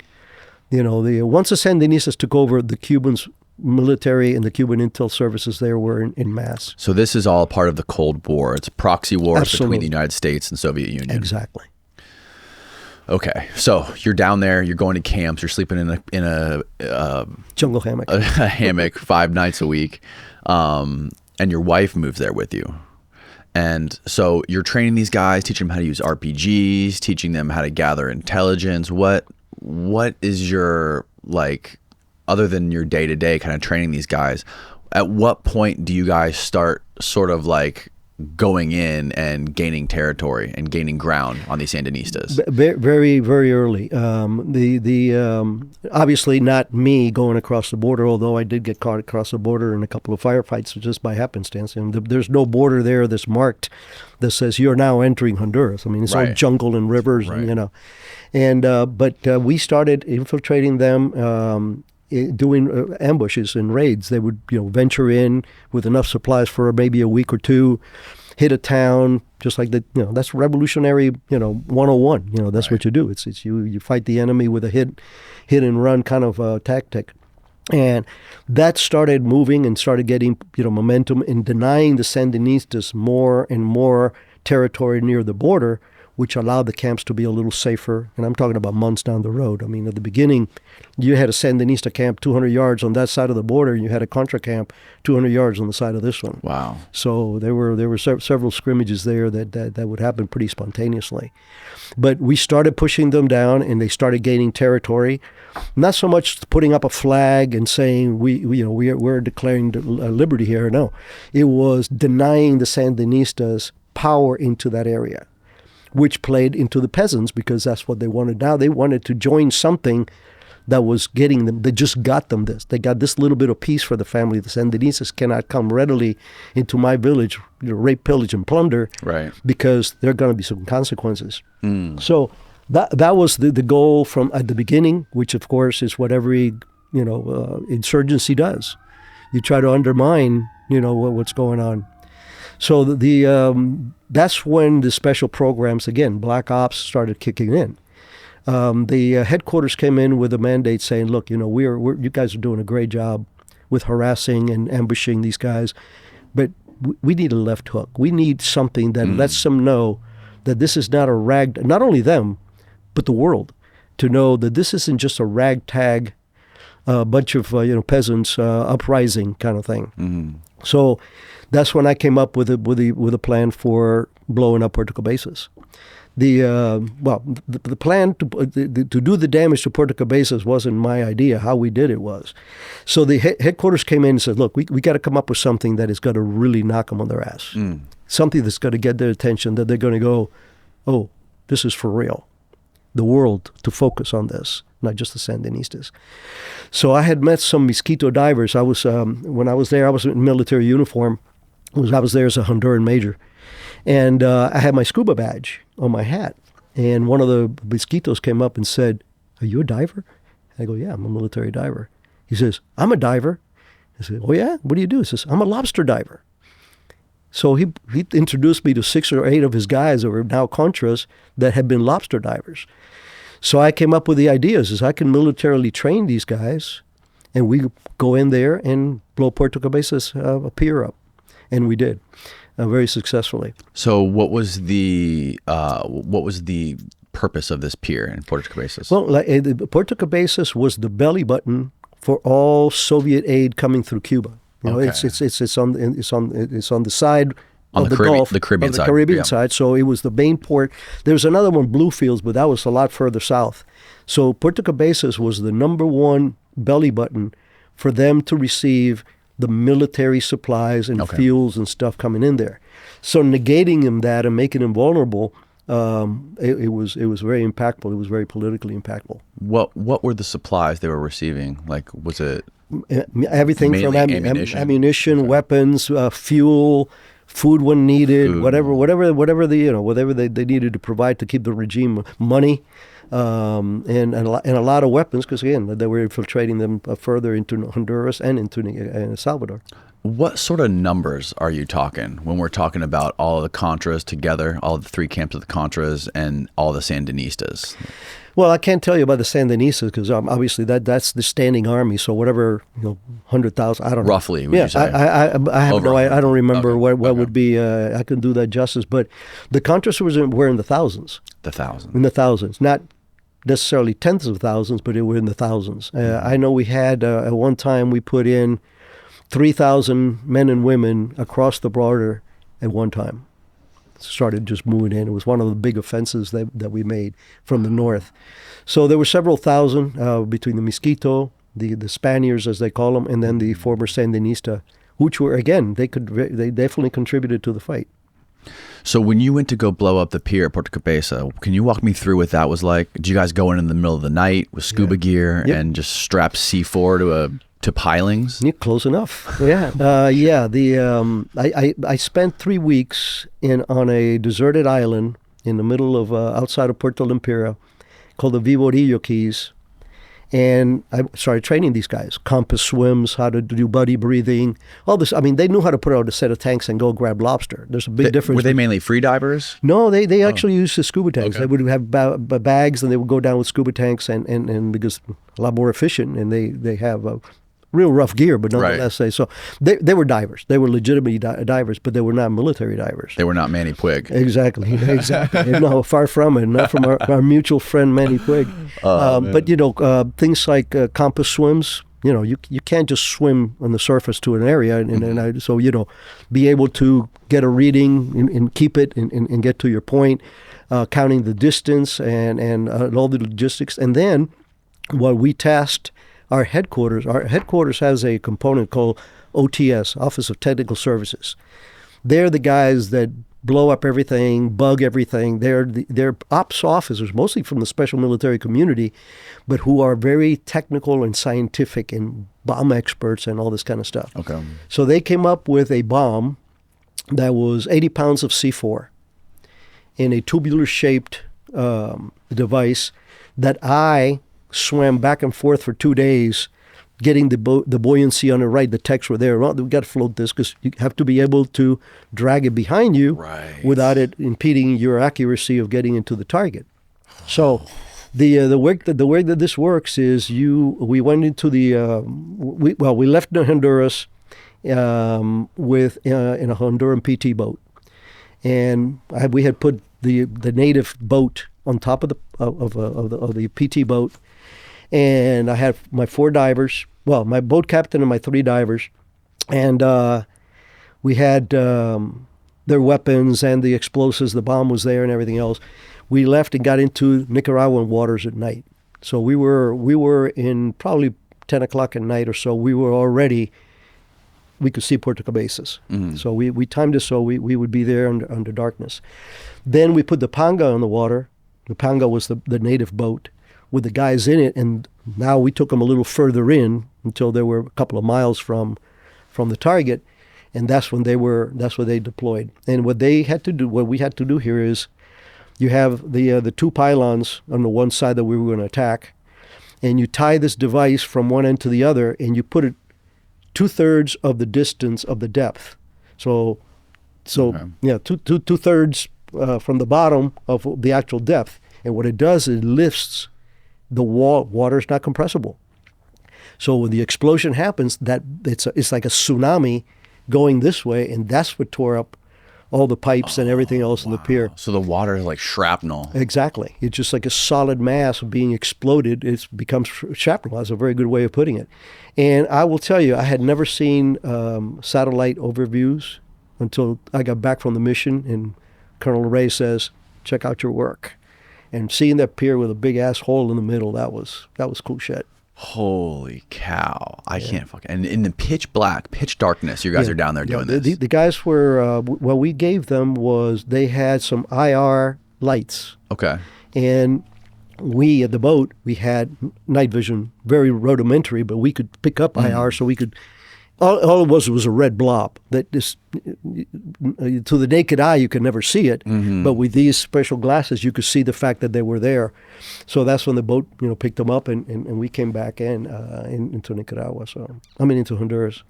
Wow, man, those kinds of missions are that's like a movie right there. Like listening to that part of your book, I felt like I was watching a Tom Clancy movie. Like, it was insane. Underwater divers in the middle of the night strapping C4 to the bottom of a pier, and so you guys you guys got back unscathed. No one even saw you guys. No one even. No, we lost the boat captain in a future mission. He boat capsized and he drowned. But that mission overall was 100% successful. So you mentioned earlier that there were 2 guys who went rogue that were managing a couple of the Contra camps, or a couple of the one of the Contra camps. They were managing one of the Contra camps. But there was a guy who was their predecessor. His name was Suicidas. Yeah. Who means suicide. They called him Suicide. Commander Suicide. Yeah, 'cause he was a badass. Yeah, he was a very good friend of mine. We were very, very close. He had some problems, which I cannot go into. So he had to leave the camp for a while, and there were 2 sub-commanders. One's name was Creel, and the other one was Cara de Malo. And they both started going rogue. They were going into Honduras is a very humble military. It's gotten much better, but back then, any of these villages, you had 3 local police guys or something with a bolt-action rifle, and here are these Contras. They got everything from FALs to AK-47s and M60s, and so they started cattle rustling. They started going into town and demanding stuff, and they were drinking and whoring and beating people up, and it was bad. Word got to us, and immediately the Hondurans came to us and goes, "You guys got to fix this." I said, "Okay." So they sent me. So It's a pretty long story, but we'll keep it real short. I mean, primarily, I went back there and I kidnapped their asses back one at a time. The first one, I fooled into getting there. Told him that I was bringing a Honduran captain, which I did. That wanted to talk to him about the future of what was going on, blah blah blah. So the helicopter could only land like a mile from the actual camp. So he came out with 2 of his bodyguards. Okay. And this was Krill? This was Krill. And so what happened was I told him, I said, my stomach is really bad. Can you go into there was a little tiny village and get me some Pepsis or something so I can hydrate. Here's, I gave him like $10 worth, which was a mint for them. So he runs off to get this stuff. And as soon as the guy leaves, I grabbed this guy and I threw him on the helicopter. Disarmed him and threw him in the air in the helicopter. How do you do that? You just grabbed him? Yeah. Was he armed? Was is the operative word. Yeah, no, I disarmed him and threw him in the helicopter. There was a Nicaraguan Contra officer. I think he had been a lieutenant in the Somoza that was there with me, and another more of a strap hanger junior guy, and of course the Honduran captain. So the Honduran captain takes off with Krill to go back to take him back. And you stayed. I stayed. I'm supposed to pick up. I wanted to find the other guy, so. I had befriended this young guy. He was, and the moral of the story here is never underestimate the lower people in any organization. This young guy came to me months before. His wife was very sick, and he didn't have money for the medicines that she needed. I reached into my pocket, gave him $20 worth of lempiras, and he never forgot that. Well, I go into the camp after getting rid of Krill, and people are asking me, "Where is Krill?" Oh no, he went back with Captain Luque. He agreed to go back there and get debriefed. So I'm walking into the camp. We're going to the area. Usually they would put us in the center of the camp for protection. They didn't want guys like me to get captured by the Sandinistas. So I'm walking to where I'm thinking we're going to be staying, and I hear from behind the bushes, I hear this, "Psst, psst, Major, Major." And it was this young guy. He says, "They're planning to kill you tonight." And I said, okay. They didn't take us to the center. They took us to the outskirts, the back outskirts of the camp. There was a hutch there, and that's where they put us. So and who were you with? I was with two Nicaraguan Contras, yeah. Okay. 2 other Nicaraguan Contras that had come from their headquarters. And I told the guys, look, I just got told this. So what we did is as soon as it got dark, we crawled out of the back windows with our weapons, and we carried grenades, we carried all kinds of crap. And we went up on the hill and set up a perimeter because we weren't about to walk back to anywhere. We if they come after us, we're going to just have to fight. And sure as hell, around midnight, all these guys are in there with flashlights coming into the house and and wondering where the hell we were at. How far away were you from that house? Oh, a few, I would say maybe 300 feet. 300 feet. I'm sorry, yards. 300 yards. And it was a hill, rocky hill, so we had set up a perimeter, and all that other stuff. Okay. They would have paid a heavy price coming after us. And they knew that because I had trained them. Right. They knew what we were capable of doing. Right.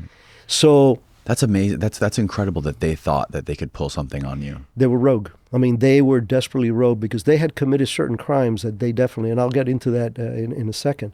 So what happened was the next day, I walked down before sunrise, went back there, we went back in the hooch, we went to eat breakfast, and there's people that are going like, how are they still here? And others were going like, oh, they're still here. Because the majority of them were pro-us. Right. So I asked him, I said, where's Caramalo? And one of the guys coughed up that he was in town in the little village that he had stayed up there overnight. Well, lo and behold, there was a whorehouse there that he would frequent, get drunk, and take 2 girls into the room, and and somebody else would pay for it, kind of stuff, because he forced them to. And so I showed up again. This time I came in a helicopter with the same captain, Honduran captain, and my 2 Nicas, and we landed in the village, in the center park of the village, and they had 4 military guys there. I mean, the highest ranking was probably a corporal, right? And they had bolt-action rifles, and they're scared shitless of the Contras because they're armed to the teeth and trained. So we come in. This is where the Honduran captain came in. Even though I was there as a Honduran major, I'm not really a Honduran, So he did the talking. And he says, where is this guy? And they said, he's over there. He says, well, you go get him, tell him Major Alex is here and wants to talk to him. Needs to talk to him now. These guys are going like, oh, shit. So they went over there and they told him. He was drunk, gets in his Jeep that he had taken from one of the local ranchers. He had usurped his Jeep, and he had his driver, who was his bodyguard. He comes up to helicopters here, the part of the park here, and he comes to the street. And he starts walking over to me. I have my AR-15 slung on my shoulder and my Browning on the side. And he walks up, kind of, semi-staggering kind of thing. And so what's going on? I said, look, I need to take you back. The Estado Mayor, the chief of staff, need to talk to you about, what's going on and future plans. And he says, well, I ain't going back. I said, look, Armalo, I'm not requesting this. As a courtesy, because I've known you now for 2 years or whatever it was, I guarantee your safety, but you need to come back with me. And he goes, I ain't going back. And he looks over to behind the Jeep, and he nods, and the guy takes out an Uzi out of the Jeep and does this. And I take the IR-15 and I put it about from here to you, right at his crotch. And I said, you're going to lose this one, right? You better turn your guy down, because if he fires one shot this way, you're dead. So he did one of these, say, put it away. And same thing, took his weapon away, threw him in the air helicopter, and we went. This time I left also. We all came back to town. So this is what you would call a, quote, rendition. Yeah, it would be a form of a rendition, yeah. Okay. Yeah. It was definitely enemy territory, getting somebody that didn't want to go out. Want to be taken out, yeah. That's wild. Those guys went under a military trial, and they were punished accordingly. And so did Suicidas ever come back? No, he died shortly thereafter. Oh, no. Yeah. I wanted to also get into a little bit of the Argentinian angle to this whole thing. How are the Argentinians involved in this whole operation? They were the catalyst at the beginning. There was a very right-wing, very brutal, repressive regime in Argentina at the time. And these guys that they befriended, they knew some of the former Somoza guys that were in the Contras and all this other stuff. So they started trying to provide aid, but we're talking a drop in the bucket. Okay. So they came up, and they had about 10 or 12 of them. One was a general that came in and out. The other one was a colonel that stayed there most of the time. And then the rest were just thugs. I mean, these were guys who were part of their death squads. If you were suspected of being a communist in Argentina, they would just knock your door down, take you, shoot you in front of your family, and take you away. That's how tough these guys were, right?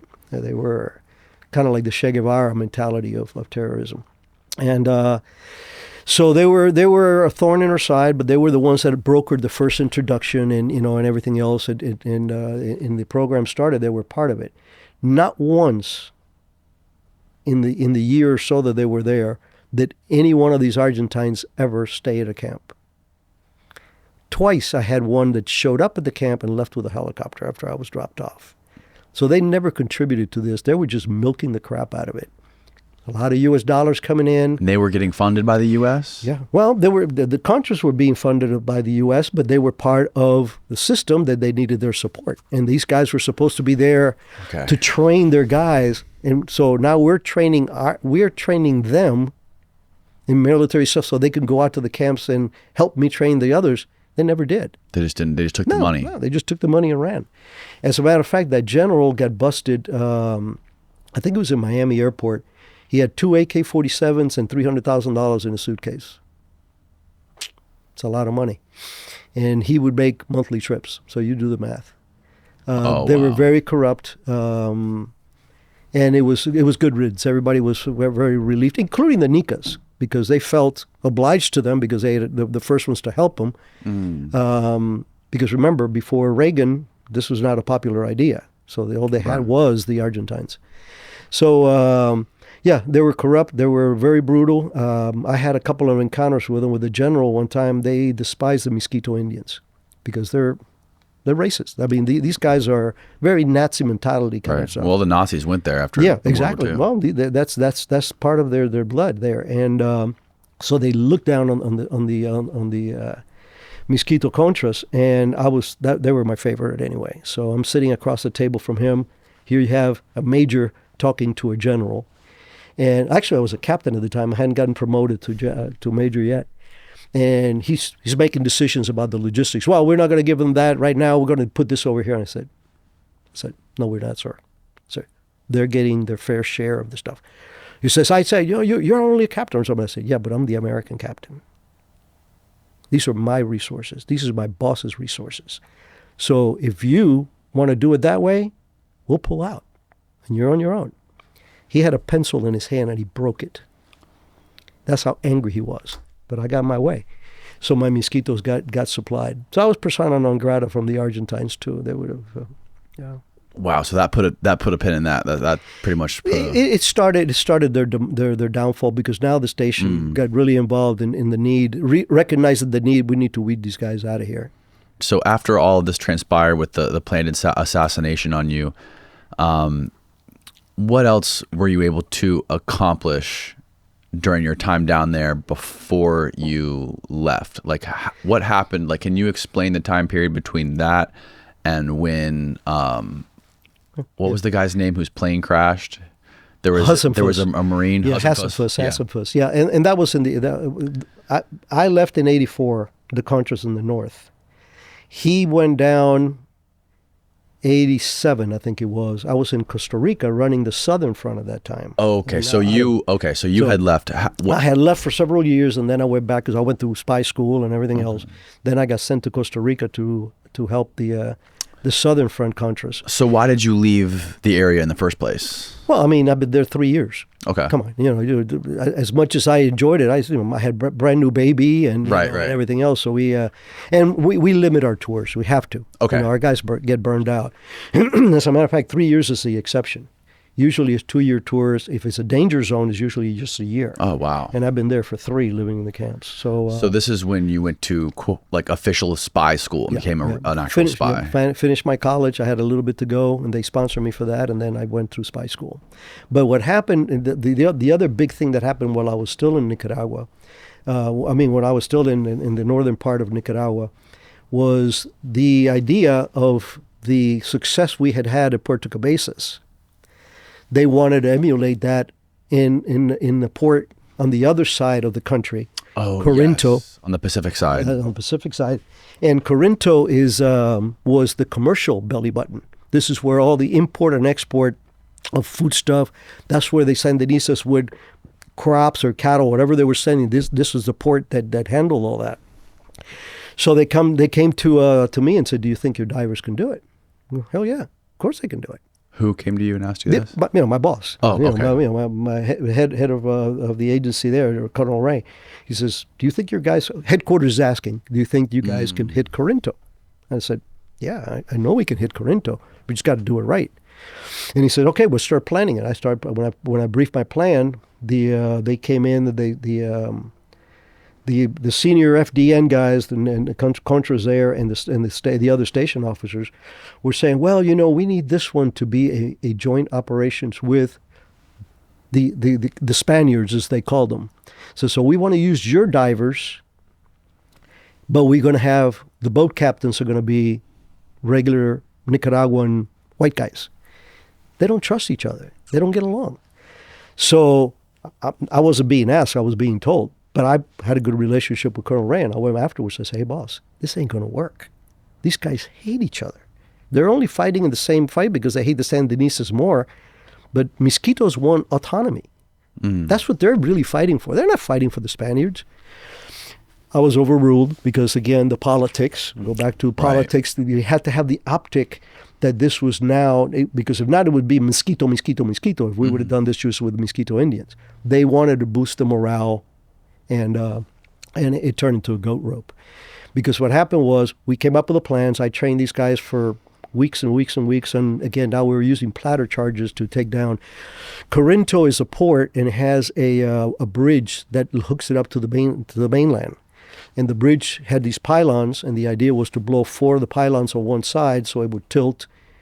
And that's not an easy repair, right? Right. So the guys had their platter charges, and we showed them how to stash them and how to put them and how to arm them and all that kind of stuff. But when they went in and we got them these fast boats. These boats were fast as hell, but they were not very robust. They had cigarette boats? They were they were open fishermen, but they had huge engines on them. They could do 60 miles an hour. Oh, wow. Which they would haul ass.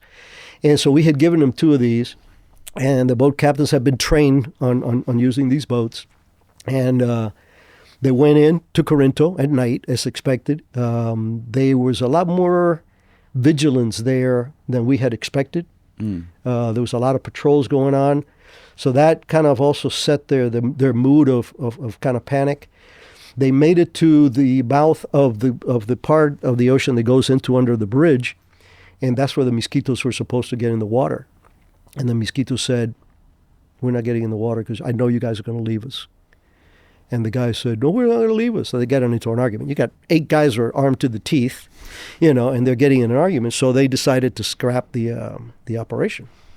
Which I'm not saying that it was wrong. It was a good decision probably, because I believe that they would probably left them. If there would have been any conflict all of a sudden surface, they weren't going to wait for these guys. They were going to leave them hanging back there.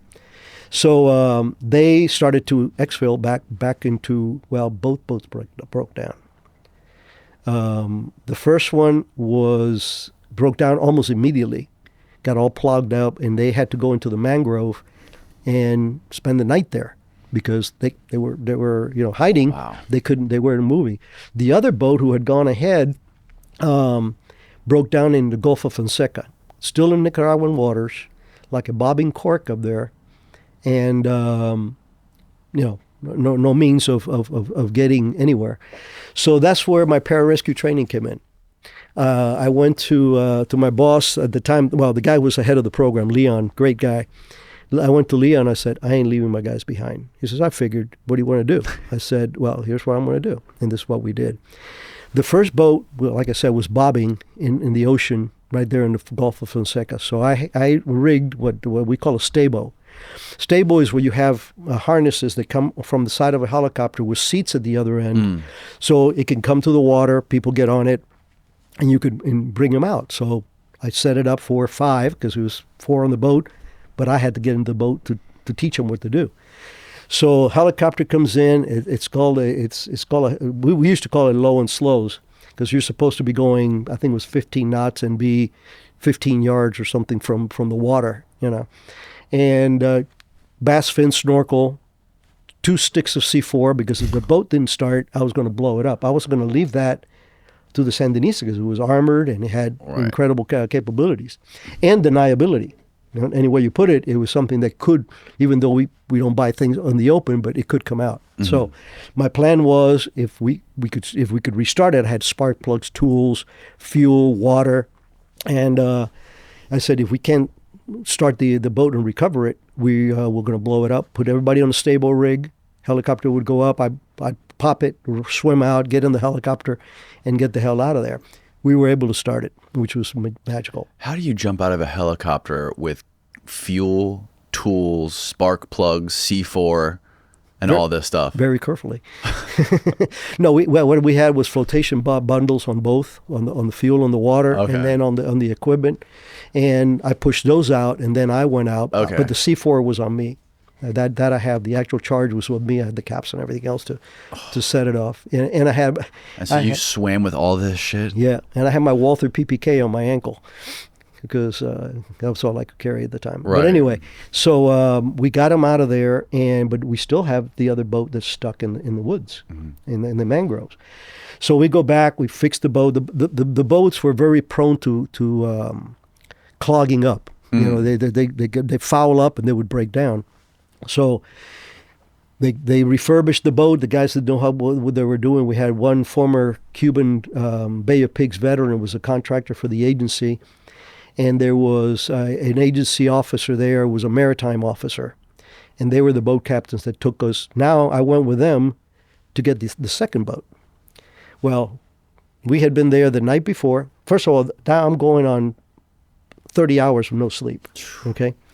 So we're going out in the night, and the seas were brutal. It was 10 to 12 feet, beating the crap out of the boat. But we were determined to vector. But what happened was You don't think the Sandinistas noticed that helicopter in their waters and all the traffic and all the communications? The Cubans monitor that for them. That's the kind of intels that they provide. So they knew something was going on. And as soon as we started getting close to the landfall, the Sandinista boats started popping flares. These flares that go up and trying to light up the sky to see if they could detect us, because they figured there was something going on. Plus, we had an aircraft that was a communications link with the station, us, and trying to get a hold of the guys in the boat.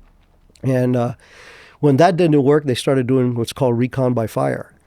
They will shoot at a certain area and wait to see if somebody shoots back. Oh, okay. Well, I had an AR-15 and a Browning. I wasn't about to shoot back anybody, right?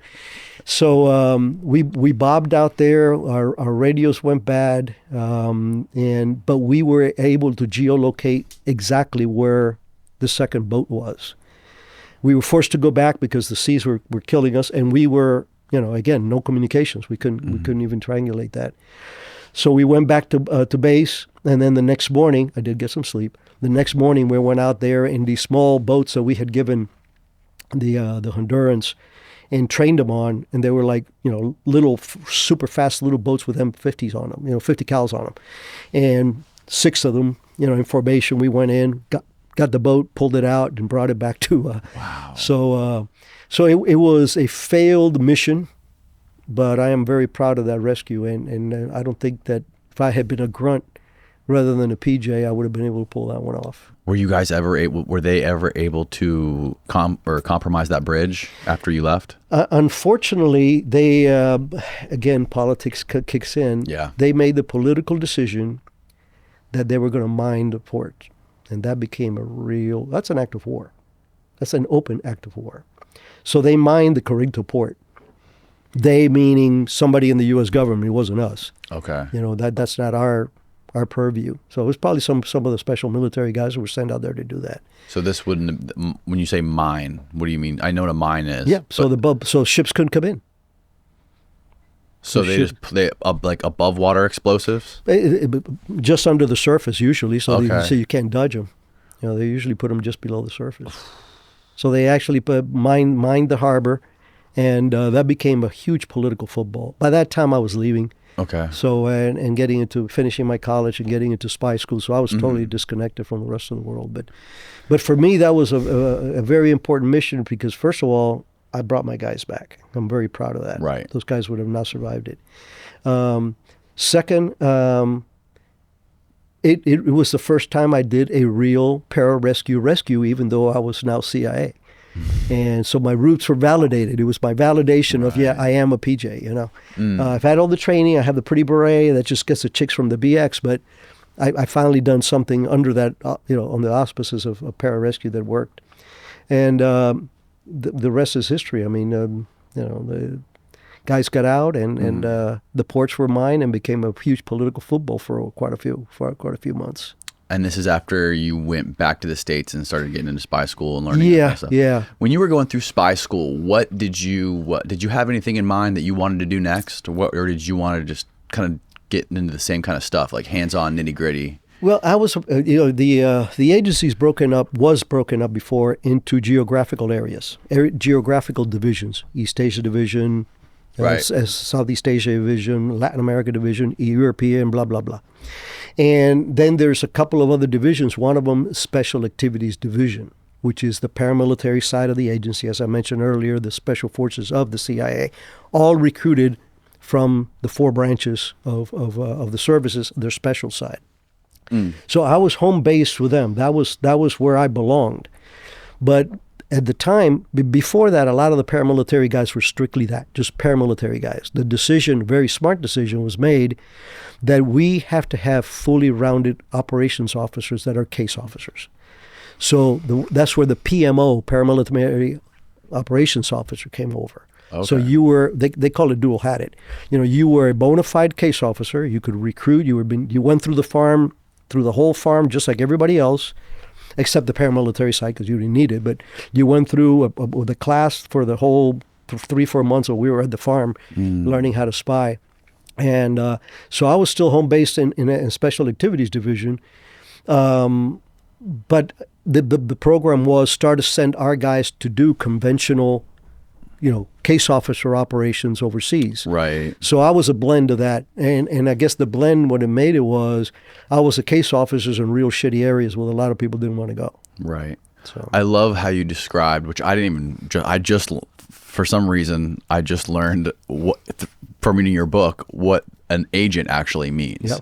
I never knew like the actual definition of an agent, but an agent is, I'll let you explain what an agent is. A case officer is somebody who is actually an employee of the CIA. that's right. And an agent is somebody who You recruit. you recruit. Yeah, if you want to tell a fake CIA guy, if he says, "Oh yeah, I was a CIA agent," no, we don't call ourselves agents. So we have security guys that are agents, but we don't call ourselves agents. We're operations officers or case officers. Agents are the people that you recruit to help you to carry X mission, whatever it is. It could be a terrorist, it could be a political figure, it could be somebody with access to narcotics operations, it could be espionage, it could be bugging a Cold War embassy somewhere, whatever it took. So I was that breed, and I think that's one of the differences between me and my friend Jim Lawler is that Jim was a main straight, case officer, did some incredible stuff for the agency, but I was both a paramilitary officer and a case officer. Okay. Now, what is the difference between an agent and a cell? Is there a definition for a cell?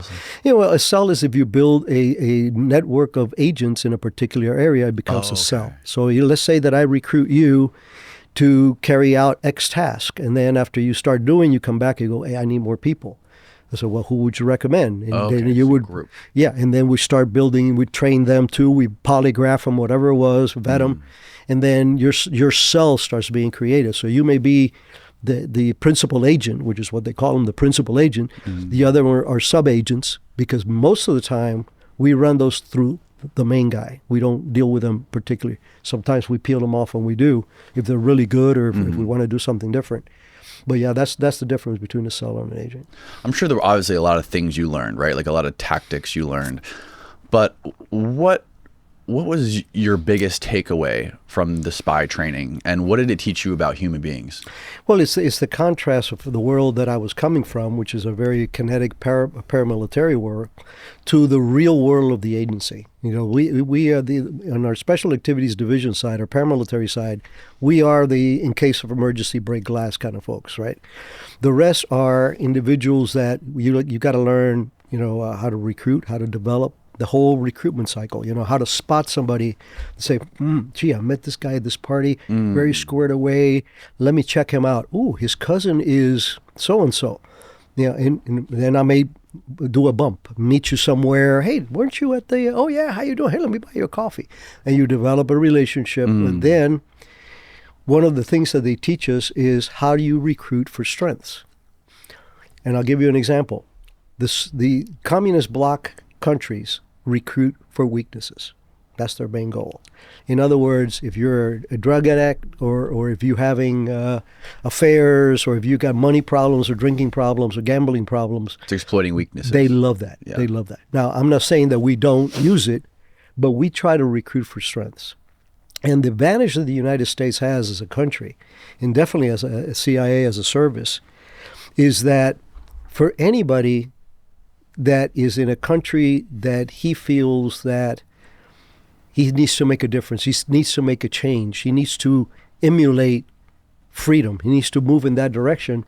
We the agency, we the Americans are the white guys with a white hat for them. So we recruit for strengths because we have the same ideology. So let's say you and I were talking, you're the guy I'm developing, and I start asking you questions. So, man, I was reading this in the paper. What's your take on this? Oh, this, that, and the other. I'm going like, okay, there's a button. Oh, there's a button. Oh, this is compatible. And little by little, you talk to that individual and you work with him. Of course, this is a Reader's Digest version of it, but let's say a couple of months down the road now, I start telling him, well, why aren't you doing something about it?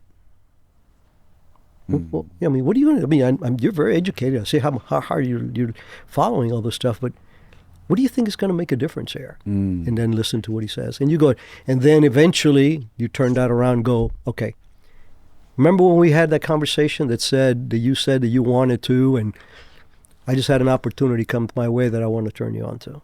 And that's how you start the recruiting process. Right. That's the Reader's Digest version of it. But because then there's agent handling, there's a vetting is very big. A lot of people don't understand the difference between a confidential informant and an agent. Confidential informant is somebody that you bust and you grab them by the nuts and you go, you're going to cooperate, right? Yeah. And they do, because they don't want to do 30 years in jail or want to get another clipping in the jail. Our agents, and this is something I am so proud of the agency, and it's one of the many wrongs that I wanted to right, is nobody in the federal government takes better care of their sources than we do. Nobody. We have had guys who've disappeared, and we take care of their families, and then they come out and we take care of them. It is because that's sacrosanct for us. I mean, we can't lose that. That is the very nexus of all what we're trying to do is through this individuals, you become a force multiplier. So even after they're no longer of value? Especially if they're no longer of value, because you don't want them to sour on you. We there's in the movies they have what they called terminations. Hostile terminations, because I think you're stealing from me and you son of a bitch and blah blah. We don't do that.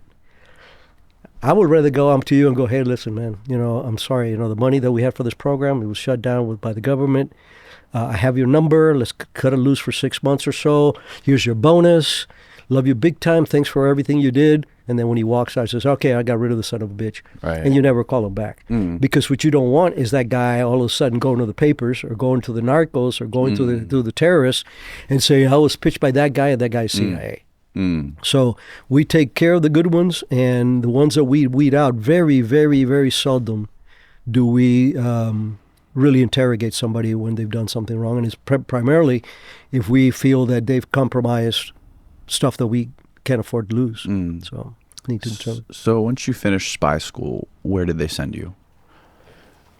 I was supposed to go to Salvador. And I was excited about it because, again, this was more the paramilitary kind of program. But then the chief of station in Costa Rica, a very, very dear friend, became one of my mentors, and Joe Fernandez, legendary dude.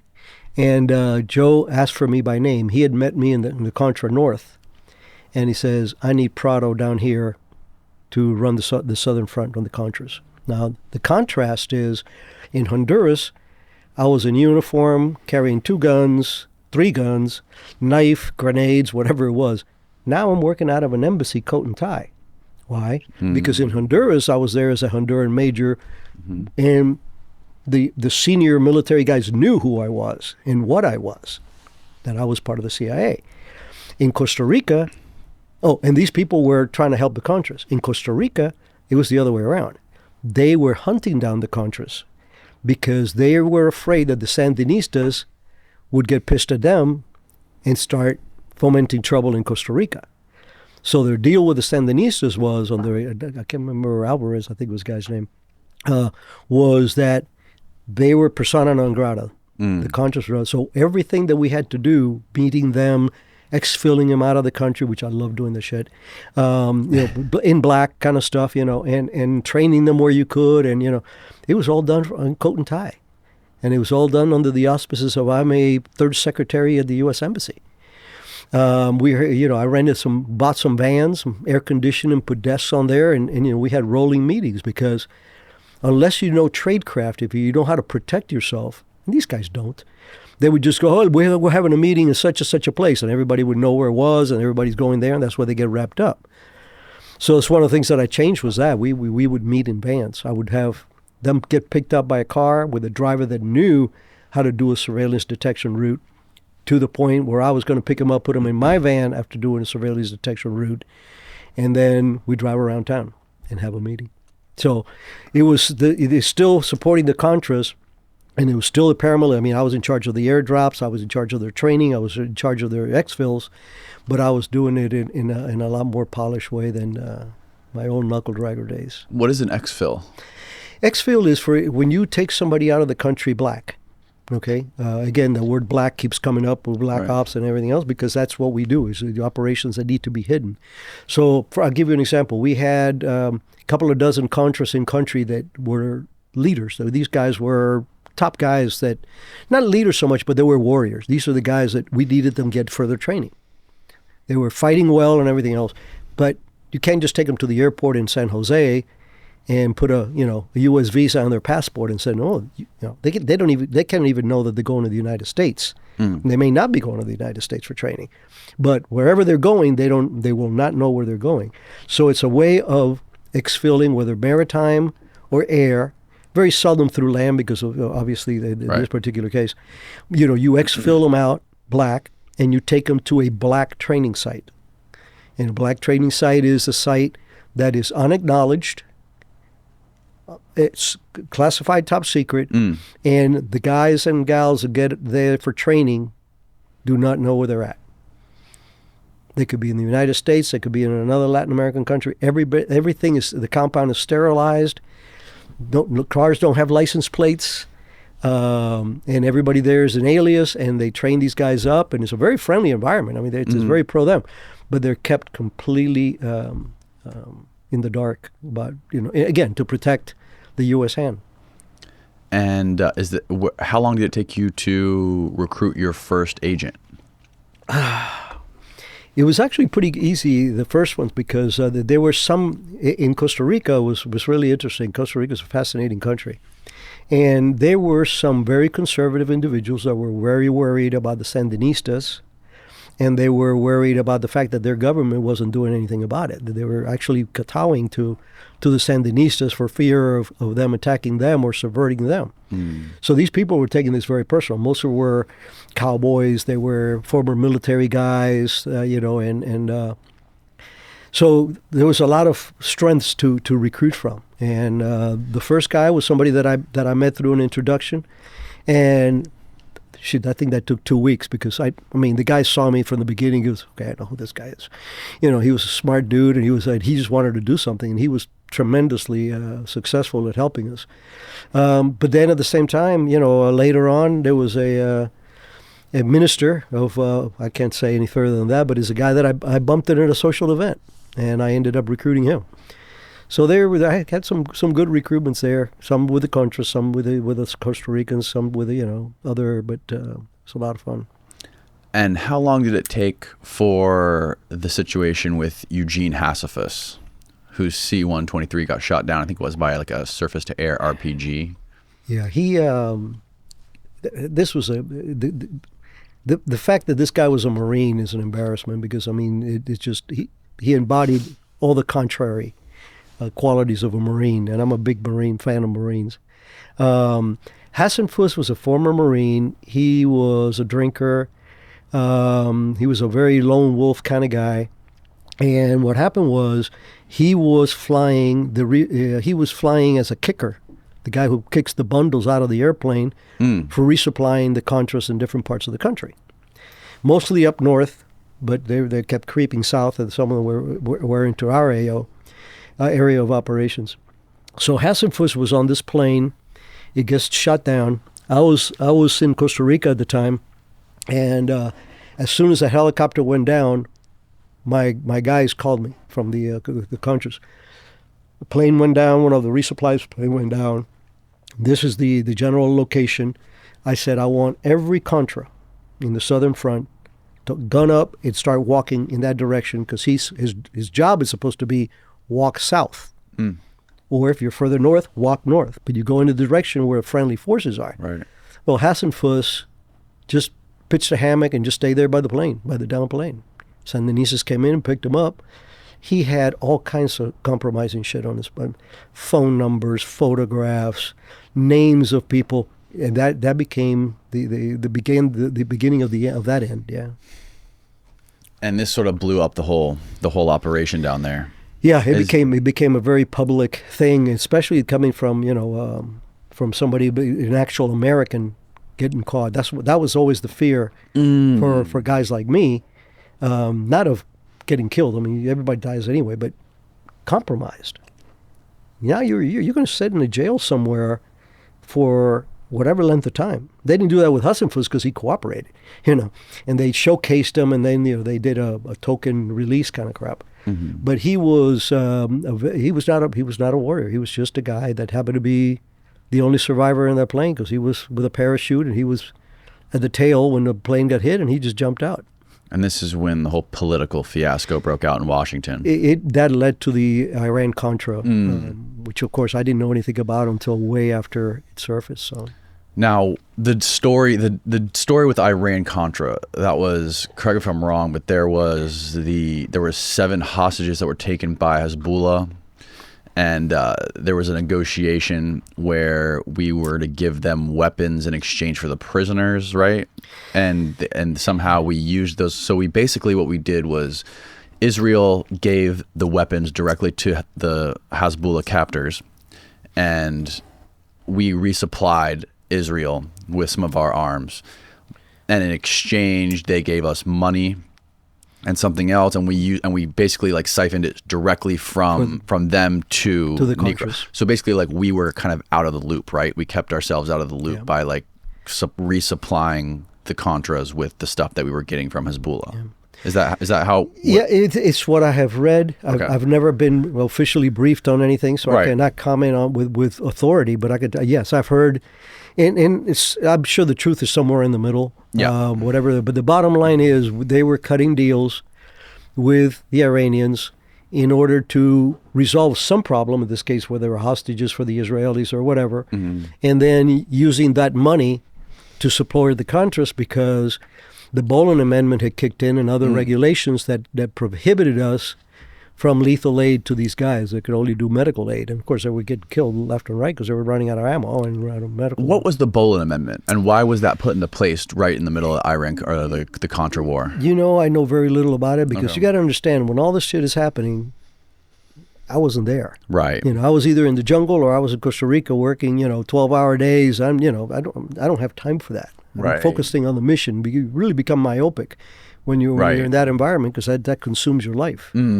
So just what you have read or what I have read, kind of stuff. So I have no insider information. Never had anybody tell me exactly what it was about.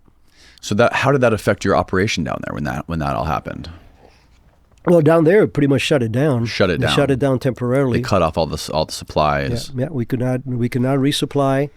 But again, eventually they were brought back on. The Boland Amendment was amended, and we started resupplying them again, and that led to the resurgence, and that led to forcing the Sandinistas to a negotiation table, which resulted in them losing the election. And there was a lady, I can't remember her name, maybe by Chamorro, I don't remember, but a lady that took over as president. And it was a democratic government for the 4 years it lasted. And then second elections, Ortega bought the elections for it. And he's still in power. Ortega's still in power down there. Yeah. Oh, wow. He was one of the top Sandinistas. And what I have heard from knowledgeable folks is that they stole so much money that he became a political power. Because in those countries, you got a couple of $1 million to throw out for elections, everybody's going to vote for you. So, very corrupt. So what happened to you after all that happened? Well, Costa Rica, I was stuck there for 6 months without a mission. And it's funny because I started working counter narcotics because I had nothing else to do. And when you mentioned Kiki Camarena, 2 of Kiki Camarena's best friends was the special agent in charge and the number 2 at the DEA office in Costa Rica. And both of them very good friends of mine to this day. Oh, really? Yeah. And so they would come to me and go, hey, could you help us? We're trying to bump into this guy. We're trying to recruit this guy. Or who do you know in this area? So I literally that's what I was doing, helping them gain access to individuals that could provide information for them and helping them recruit them. So, but that was a drop in the bucket, kind of keep me busy for the last 6 months I was there. I still met with the Contras that were there, but it was very infrequent and it was very discreet. So, but yeah, that's why I wrote Kiki when you mentioned it, because I could see the pain and the anger in these the DEA officers that their great friend Kiki was he wasn't only killed, he was tortured. Right. He was brutally murdered. Yeah.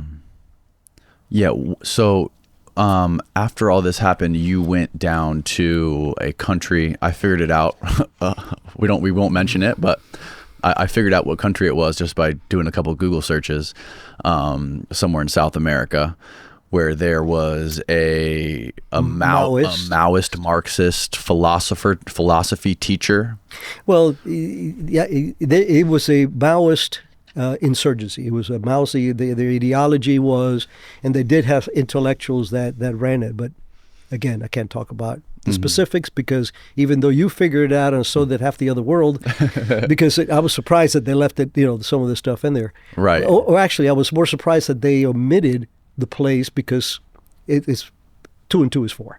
Right. Kind of thing. It was very easy to find out. It was. I mean, I've had that come up before, but again, I stick by my word, and no matter what I do, I ain't talking about it. So. How many times did you have to go back and forth with CIA before you published your book? Like, how many different versions do you have to go back and forth to get stuff redacted? It's a very labor-intensive process, but I was fortunate enough that 3 of my proteges in the agency were now heavy hitters.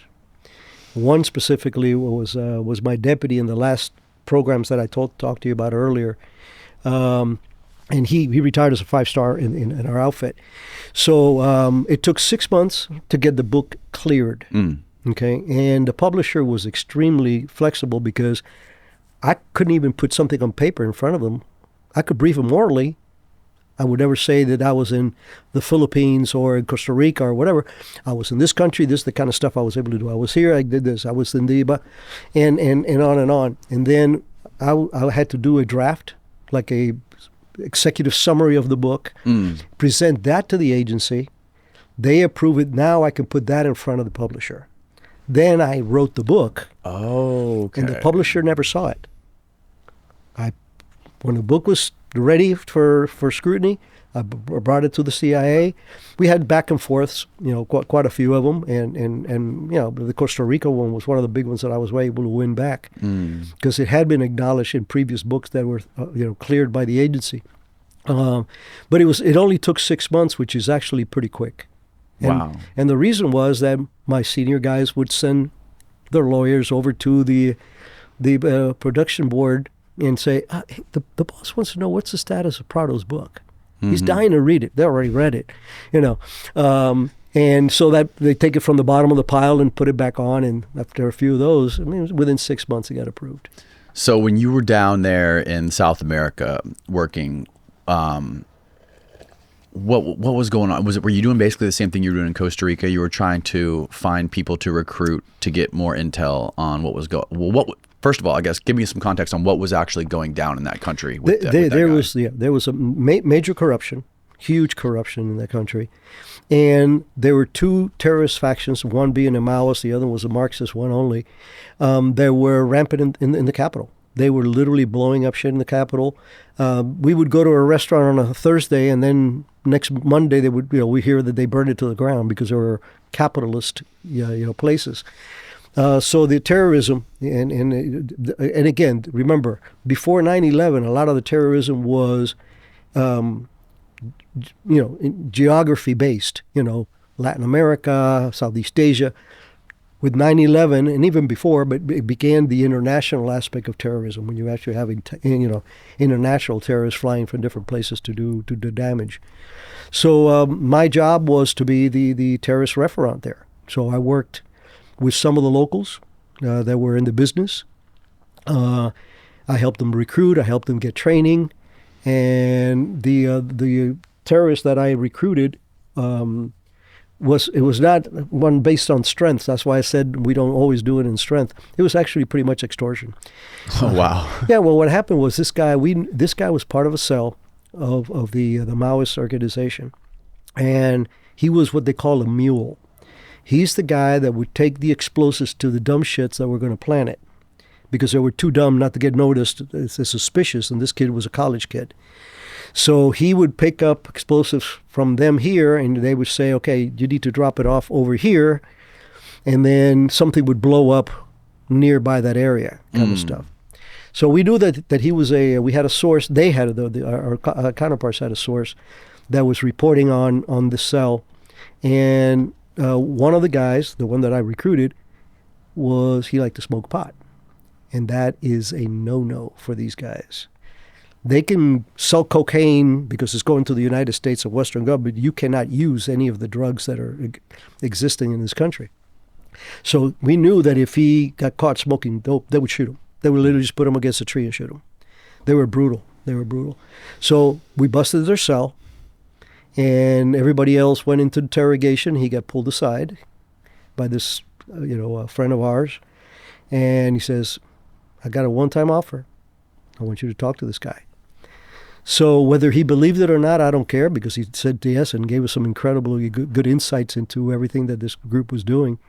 But I was playing a foreign Latin American businessman that did security. So my pitch to him, I showed him my alias passport, and I said, "This is who I am. This is where I'm from. I don't give a shit about your country. I don't give a crap about your politics.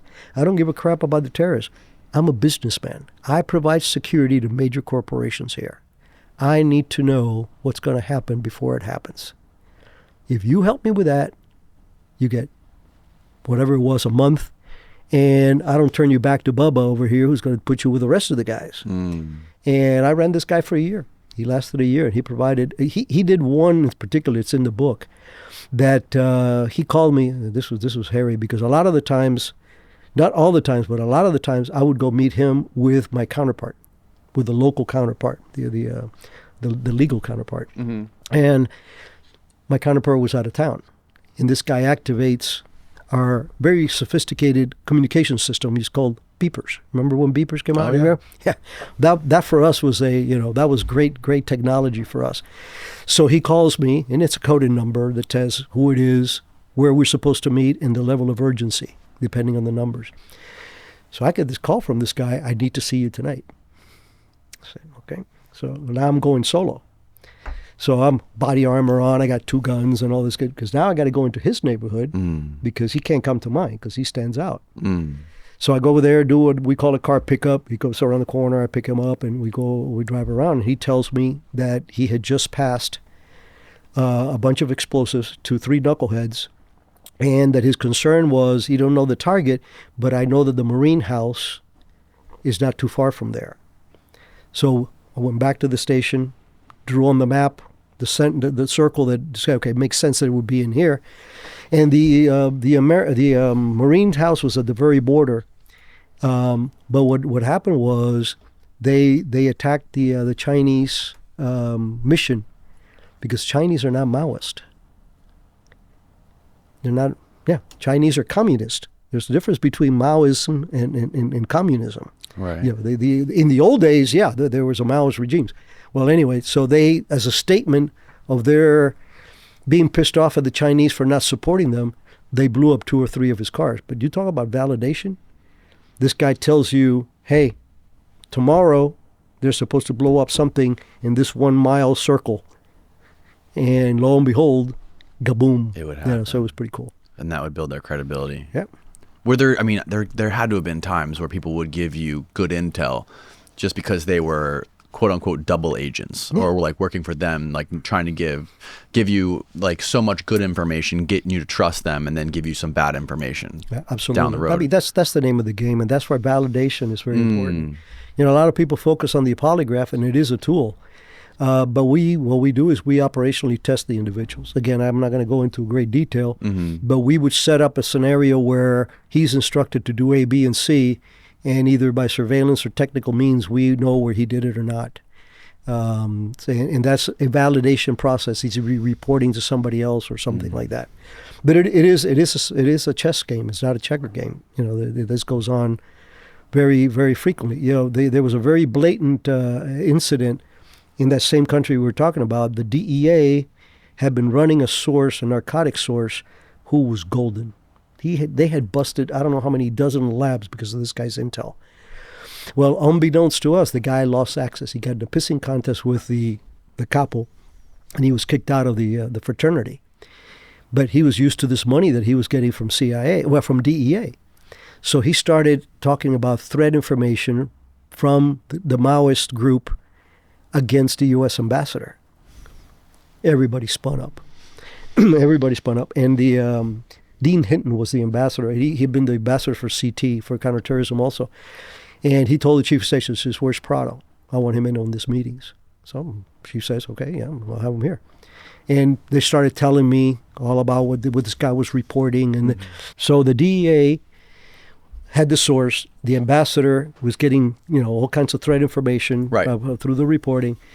And they asked me to sit in the briefing. And the guy, they were reporting, so, the guy says this, and they did that, and they this. And some of it was right. So there were certain things that were right. But remember that these terrorist groups and these narcotics groups coexist. And in certain places, the terrorists run the narcotics trade. In a lot of Latin American places, including Colombia, during the day. So for me, something smelled wrong. It was I couldn't pinpoint it at first. So I said, look, I would be willing to work with you guys and even meet this guy if it's, so under DEA cover, they would bring me in as one of theirs. I started meeting with the guy that was handling, a friend of mine to this day, and the source. And after about 2 or 3 meetings, I came back to my boss and I said, "This ain't right." He goes, "Why?" He goes, "This guy knows too much. This organization is known for compartmentation. He's talking about what's going on over here and he would know some of the people that were pretty much common knowledge in their surroundings, but it was just too much. It was just too much." And that's something that you guys look out for. Of course. It was just, it would, in a terrorist organization, only a couple of persons know everything that's going on. And it ain't going to be a former narco, guy on that level. So we set him up. He came in with some information, and actually what happened was he called in at the last minute, said, and he kept saying that so-and-so and so-and-so and so were meeting, and they were planning to take down the ambassador, and they had RPG-7s and all this kind of crap. And so he calls me, and I had told him, I said, "Listen, all this stuff is great, but we need to get in front of the action here. You're reporting things that have happened. We need information of something that's about to happen." That was the bait. I said, "And if you score on that one, you could retire. I'm telling you right now, I will set you up." So the guy, of course, gets greedy. That's what we were hoping. He wants to get out of this crap anyway. And he calls me at the last minute, say, "Hey, tonight at 7 o'clock, they're going to have a meeting at this particular house, and Pedro's going to be there, and Pablo's going to be there, and Juanito's going to be there," the same names he'd been regurgitating. I said, "Oh, wow. Gee, man, well, thanks. Next time, try to give me a little bit more heads up because it's already 5 o'clock. Well, what he didn't know was we already had talked to our local counterparts, and they had a raid team going to the safe house, and all that was there was an old man sitting in the toilet and an old lady knitting or something. It was all bullshit. And so we were able to confront him, and he started crying and broke down and admitted that he had lost his access to the narcotics side of the house, which he had incredible credibility, to reporting on terrorism, which he had peripheral vision at best. So what ended up happening to that guy? Well, he was fired. He was just fired. Yeah. But you guys made sure not to make him sour towards exactly. Let's look. Your punishment is you're out of the business. And again, he wasn't a political guy. It's not like somebody was a penetration of another service or another government. He was a drug dealer. So it's not like he could go to the cops and go, CIA was trying to recruit me. Right. Can't do that. So. And what year was this? 88 through 90. 88 through 90. So we're getting up close to the point in time where you went to the Philippines, and then did you actually go to North Korea? Not North Korea. I went to South Korea. You went to South Korea. Yeah, I was the chief of liaison in South Korea, and eventually I became the chief of the Koreas for the agency and the NSC. You mentioned in your book how they're such a insignificant part of the world, and they're such a locked down police state. It's the number one highest lockdown police state on earth. But they have such an incredible vast arsenal of nuclear weapons and nuclear capabilities.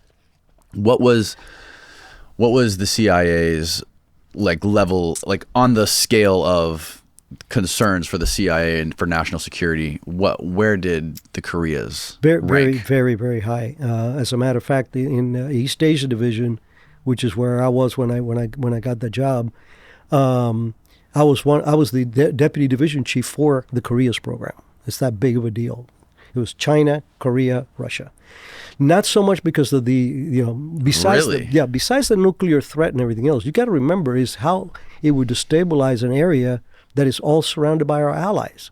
South Koreans, Japan, Australia ain't far away, Philippines, all these countries could be affected by a major war, especially a nuclear war in the peninsula.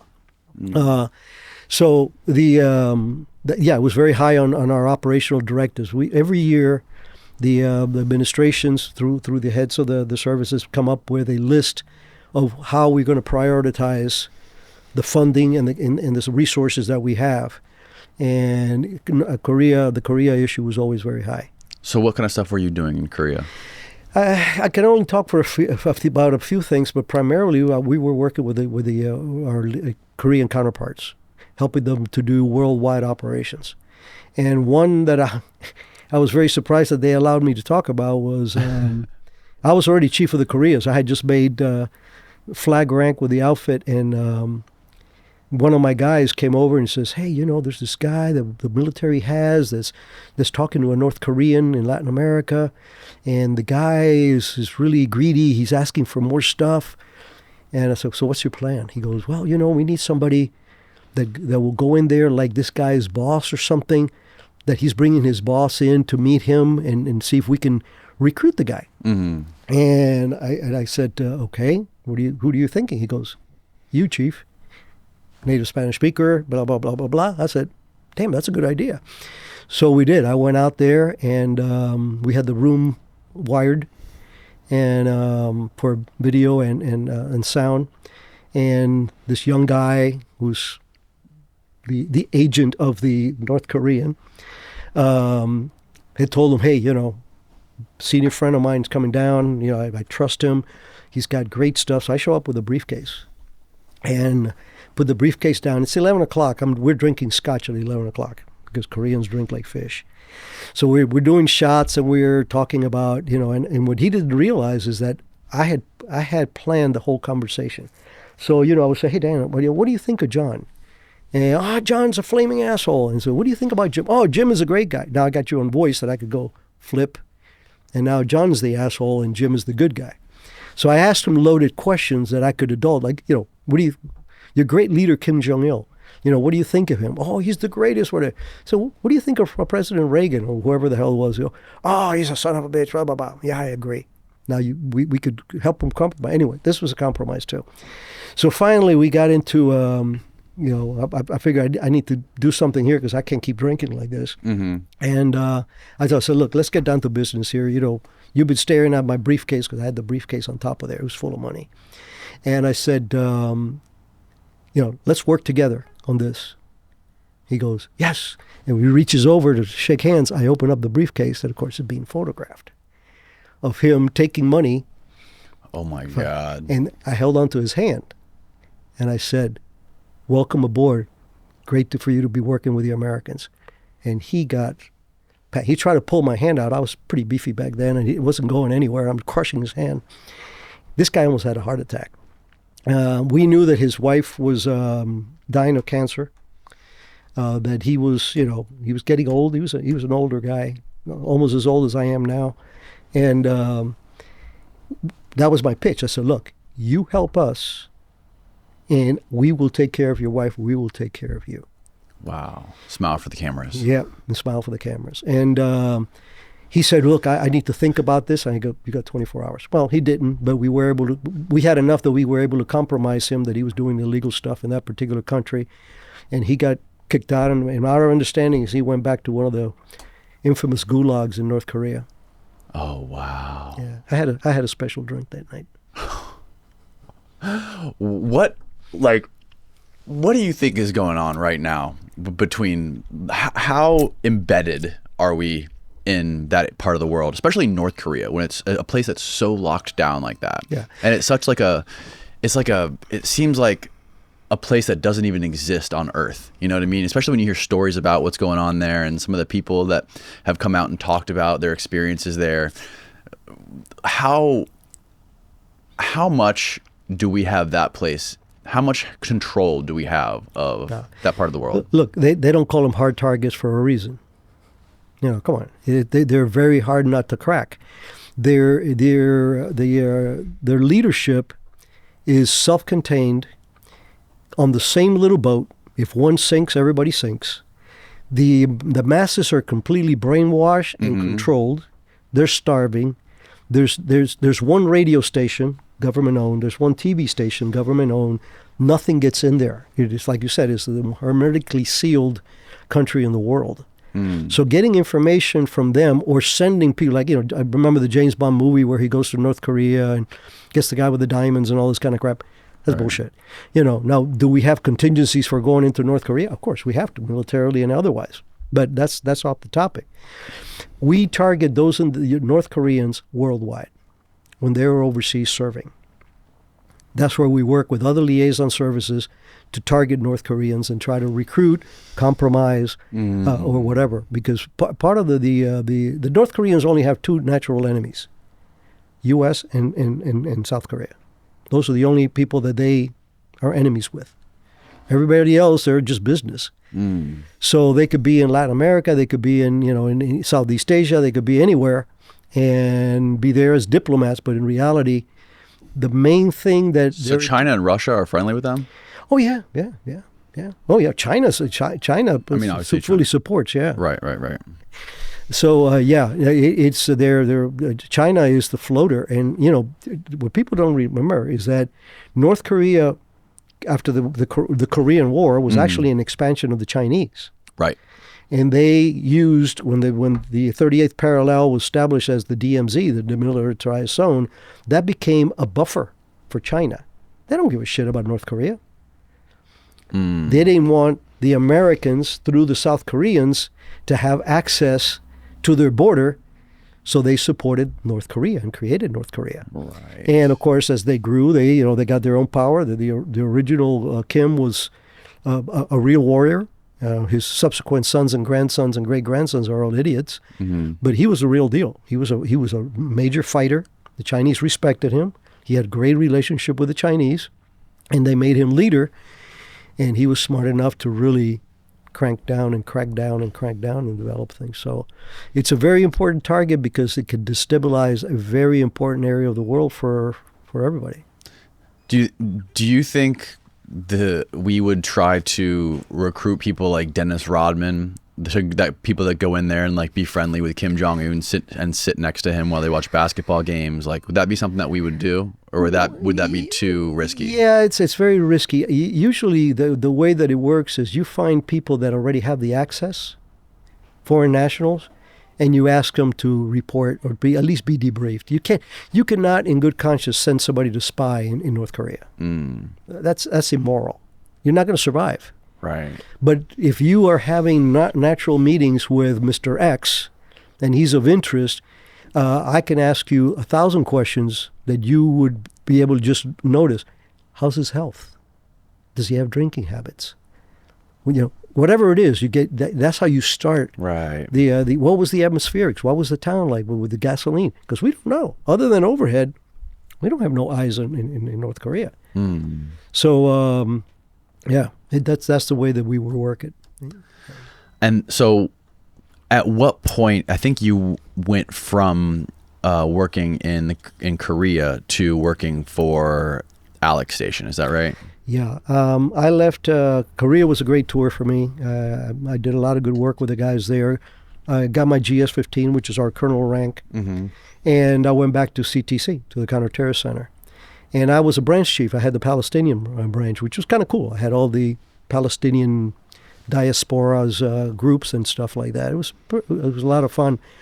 But I had only been there like a couple of months when I got called up to the front office, and the then chief of ops, I became chief of ops, a decade later, but the then chief of ops called me in. He says, you've been selected to be the deputy chief station for a virtual station. I go, what the hell is a virtual station? He says, well, it's the first thing that we're creating. It is a station dedicated to one target that will not be housed at headquarters. So that means you, because the way that we have to work things, if you have something in Latin America that affects the Chinese, you have to go through headquarters. You aim for that country, but you have to coordinate the thing. As a station itself, this bin Laden station was going to take care of anything bin Laden. We could go out to any station in the world and go, we need you to look into this. So he gave us that focus and that granularity. But the funny part was that he says, he's telling me all about this, and, and you're going to be the deputy chief of station and senior ops officer. Mike Scheuer is the senior analyst, and he's the one that knew all about the target. And I asked the chief, I said, so who are we going after? He goes, Osama bin Laden. I go, who? He goes, exactly. Who said that? The chief of ops. I said, well, I asked him, I said, who are we going after? And he said, Osama bin Laden. And I said, who? I never heard of him. Right. And lo and behold, now I'm the deputy, and I'm learning really fast about what this guy was. And we worked that. I was only there for about 18 months. My wife had a medical emergency, and I had to leave. But I'm a plank owner of the Alec Station that eventually got bin Laden and Zawahiri and a bunch of other people. So I'm very proud of that one. Alec Station was run by, explain to people who Michael Scheuer was. Michael Scheuer was one of the smartest guys I ever worked with. Unfortunately, he became very bitter with the agency and became very bitter with a lot of people. Most people that I know don't talk to him anymore, which is a shame because he was definitely a brilliant intel officer. Mike was already a senior grade. He was already flag rank. He was an SIS-1. And I was his deputy. And the guy was brilliant. He just knew everything that was going on all the time. And he had an incredible memory and an incredible work ethic. We used to kick him out of the office. Really? You got a baby. Go home. We'll stay here. We'll take care of this. So he was a guy that was a lot of fun to work with. He had a great following because he was a leader. He led by example. Unfortunately, when politics, again, kept preventing us from doing what we wanted to do, people started getting bitter. And there was a couple of tipping points for during my short, well, not short, but by my initial tenure there in Alec Station, we had bin Laden was in Khartoum. We had eyes on him, and he was there. Well, we call in the white. He was totally unaware. He didn't care. He did not feel threatened. He did not foresee because. At the time, Khartoum was a safe haven for terrorists. Right. That's where Carlos the Jackal was hanging out. If the deal was in Khartoum that if you were a wanted man and could pay your way, you were welcome. You were not in hostile territory. So bin Laden was, he had a few guys with him once in a while. Sometimes he would drive his white Mercedes all by himself. And a legendary agency guy by the name of Billy Waugh, a former Green Beret that came to the agency, very dear friend of mine. Unfortunately, we lost him a couple of months ago. But Billy had complete knowledge of where he was doing. He had a blind spot where he could photograph him when he came and come. He followed him. He'd run around the compound, count weapons, all this kind of stuff. He was an incredible dude. And we kept proposing disruption. We need to disrupt this guy. We know what he's doing.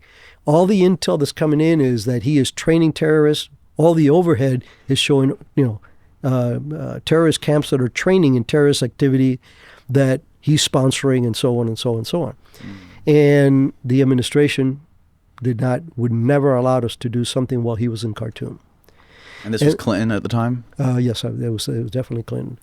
And then when he had to leave Sudan, he went to Afghanistan, and that was a game changer because now we had no access to him. And the moral of the story here is, if we would have been allowed to render bin Laden, forget killing him, we could have killed him any time, but if we would be able to render him, think of the outcome. Al-Qaeda would have not continued. The coal probably wouldn't have happened.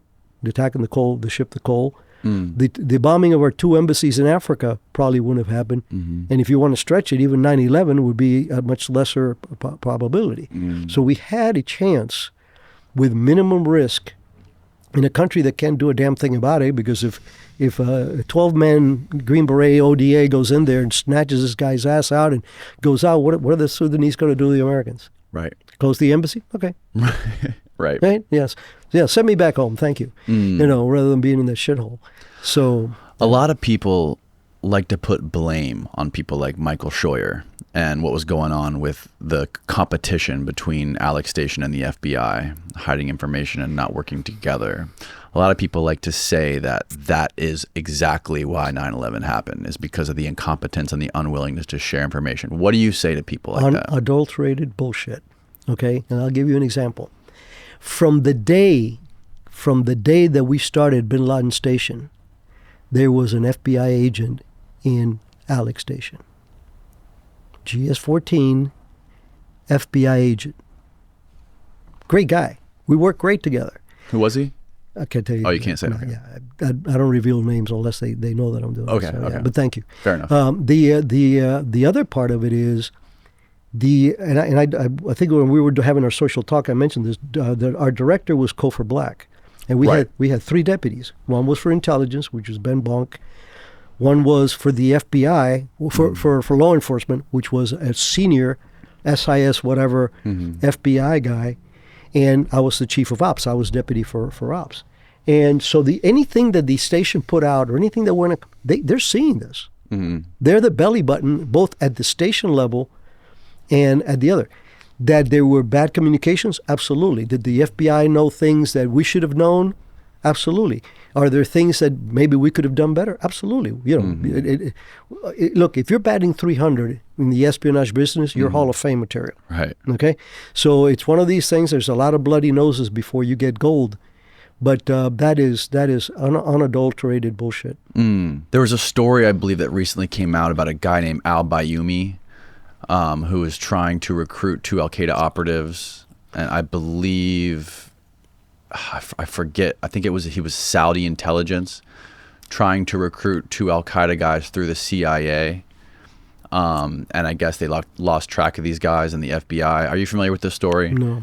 It's after my time, but it does happen. I mean, we work that target with compatible allies, and in some cases the Saudis are compatible on the things that is convenient to them too. The Egyptians could sometimes help, other countries out there would help. Yeah. So I guess the story is it's about the Saudi guy was trying to recruit these 2 Al-Qaeda guys for the CIA, and they kind of like lost these guys, and 2 of these guys that they were trying to recruit ended up being one of the hijackers. Both of them were part of the hijacking team on 9/11. And I guess that just goes to, part of all of the incompetence. And, a lot of people love to speculate about like, okay, what was going on with these pilots that were here training in Florida, and they were, Saudi Arabia was protecting them or whatever. I'm not super technical on the details, but Saudi Arabia had heavy involvement in it, and Bin Laden wanted a war, right? Yeah. He wanted a war, and they knew about it. Well, and they wanted us over there, right? Like Israel wanted us over there, and Saudi Arabia wanted us over there, and then Bin Laden, obviously, he wanted to start a war. So there's so many moving parts to this whole thing. Yeah. It gets so convoluted. Yeah, and the problem is the conspiracy theories that kick in. I'm an intel officer. I do not speculate. I work on facts, and I no longer have access to facts. So I read the same thing that you read. Right. But the agency would have not. The Saudi would have not been recruiting this guy for the agency. It would have been in coordination with the agency. Oh, okay, right. The agency the recruited person may never know that FBI is behind. I mean, the CIA is behind exactly this particular operations, because we're doing it through the Saudis or the Egyptians or whoever the hell are helping us. The conspiracy theories are there. That there's people that tell you, well, the Saudis knew and supported the 9/11. I've never seen any proof of that. That they were contributing money to Bin Laden, yes, but Bin Laden was also extorting them. Right. He was a very powerful man financially. His dad was, a huge construction guy. He was one of the richest guys in Saudi Arabia, and he would, Bin Laden would extort money from, you're not a good Muslim if you don't give me money for my cause. And they would go, shit, this guy's going to kill me. And they would. So he was exploiting that. The level of complicity on the part of the Saudis, I cannot speak to. If they were not some rogue elements or some elements that were supportive, I would be surprised, because I'm sure that they were. You know, and we see this in Pakistan as another example of you never know who you're dealing with. You may have one guy in the local service that is straight, narrow, anti-communist, anti-terrorist, blah, blah, blah. And then the guy sitting next to him is just sitting there going like, okay, now I know what you're doing. So it is a tough game, and it is. But I have never seen anything internally and even externally that has convinced me that the Saudis had a direct pipeline into this kind of thing. I mean, there's people saying that the Saudis left New York before the 9/11 happened and all this kind of bullshit. I don't know. I've never seen true documentation of that. Remember, we don't do anything in the United States. So right, yeah, we are forbidden from working in the United States. When we do anything in the United States, we have to do it with our FBI counterparts. So let's say that you're a Joe American that is traveling to this country and dealing with the president on business, and we want to know more about it, and I approach you to recruit you. There has to be an FBI person in front of us. We are not allowed to work in the United States. Oh, okay. So, Billy Waugh, how did you meet Billy? I was in the Philippines. It was early 1990, and Billy was in charge of our surveillance and counter-surveillance for the station. We hit it off right off the bat. I mean, I knew who he was because I was a ground branch paramilitary guy, which is where he was home based after his incredible Green Beret career. And he was actually the guy in charge of following us around, making sure that we're safe, checking our houses, looking for suspicious people. So we hit it off. We became friends. And then obviously later on when I opened up Alec Station and knowing what I knew that he knew on the ground, we got even closer because I would sit down and pick his brains every chance I got. So what's the layout here? What's it? So, and we've stayed friends ever since. Unfortunately, we lost him a couple of months ago. I'm very proud to say that I got him an interview with my friend Tom Marshall at Recoil magazine, and that is the last cognitive interview of Billy Waugh, on record. And it's important to me and it's important to the family because the community cannot afford to forget individuals like Billy Waugh. Right. They are the heroes and the icons and those giants that we walk into the shadows. I have people tell me, "Oh, you're this, you're that." I go, no. I am a warrior, and I am a patriot, but I'm not a legend. I'm not a hero. No. Billy Waugh is a hero. Dewey Claridge was a hero, or a legend. So Billy was the real deal. I'm very honored to be friends with him and seeing him to the end.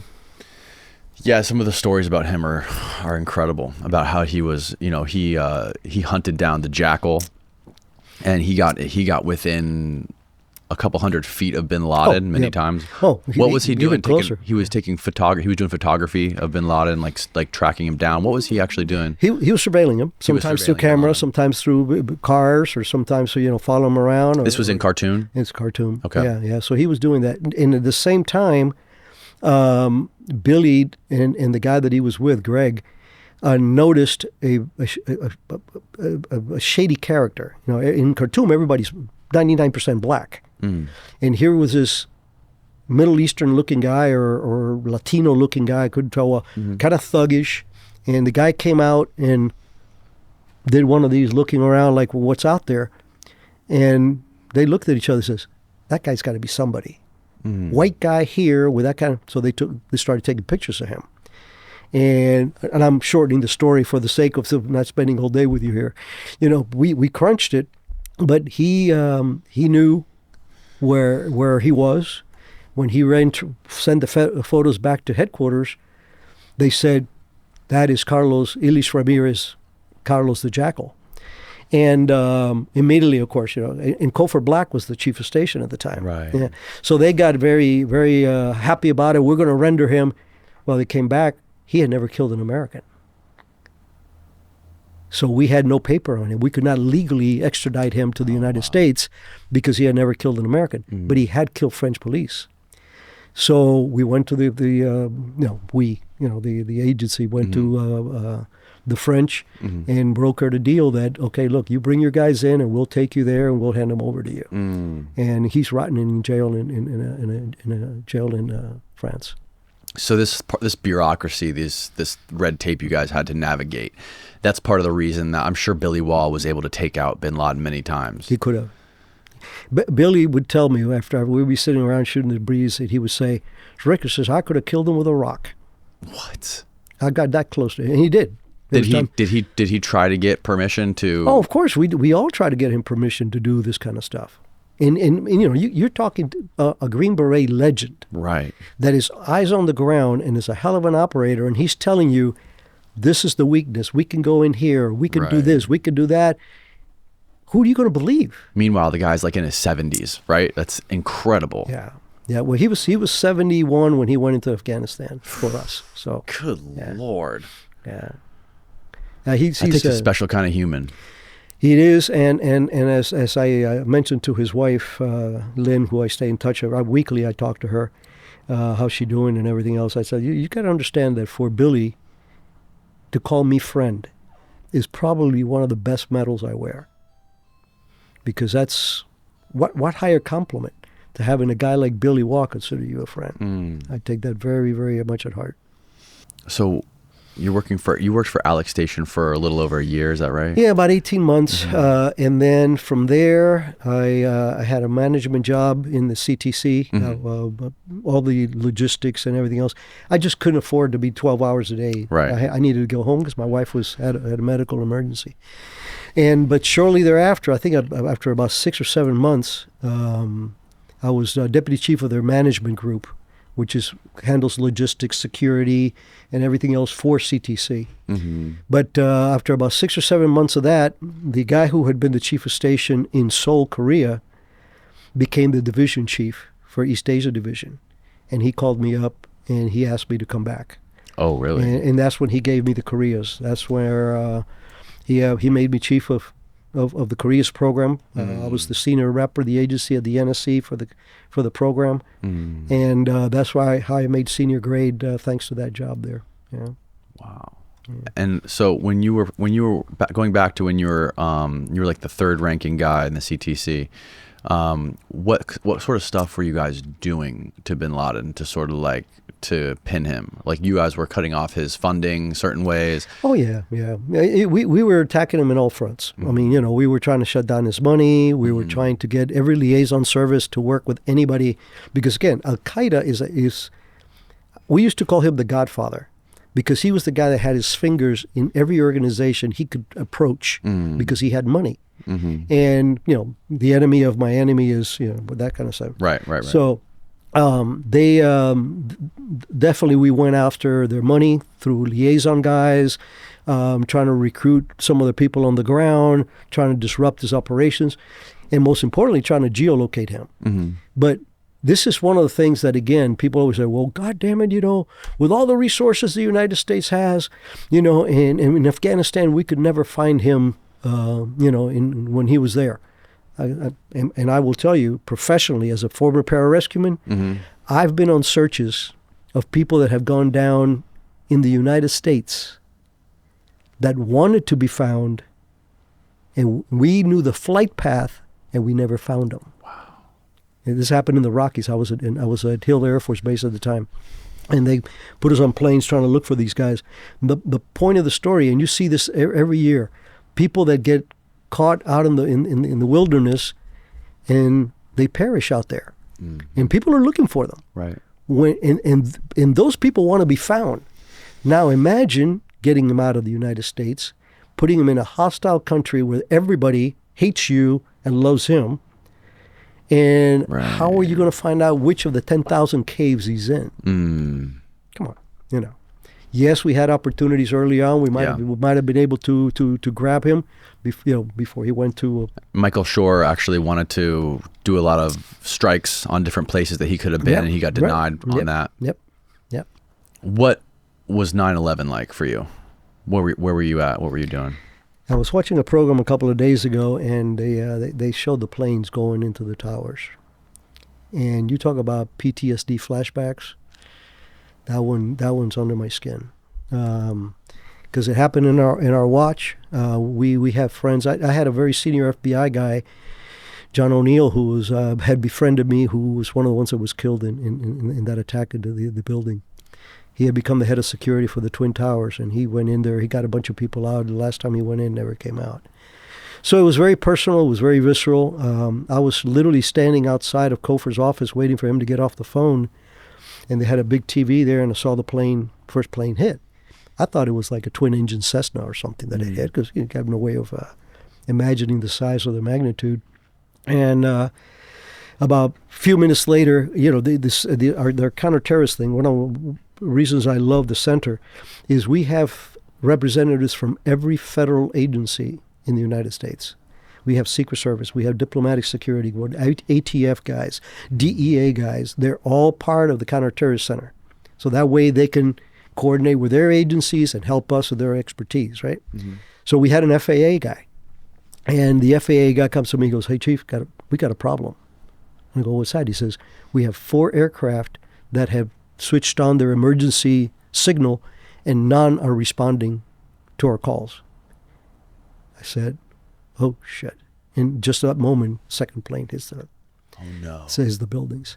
And I remember turning over to Cofer's chief of staff, and I said, "I need you to get a cable out to every station in the world. Number 1, watch your 6. This is not an isolated event. Number 2, all resources go to finding out who the hell this is. Hit liaison, hit assets, anybody who may have information on this." And then the fight began. I mean, I literally would spend, not me, everybody there would spend 2 or 3 days in the office.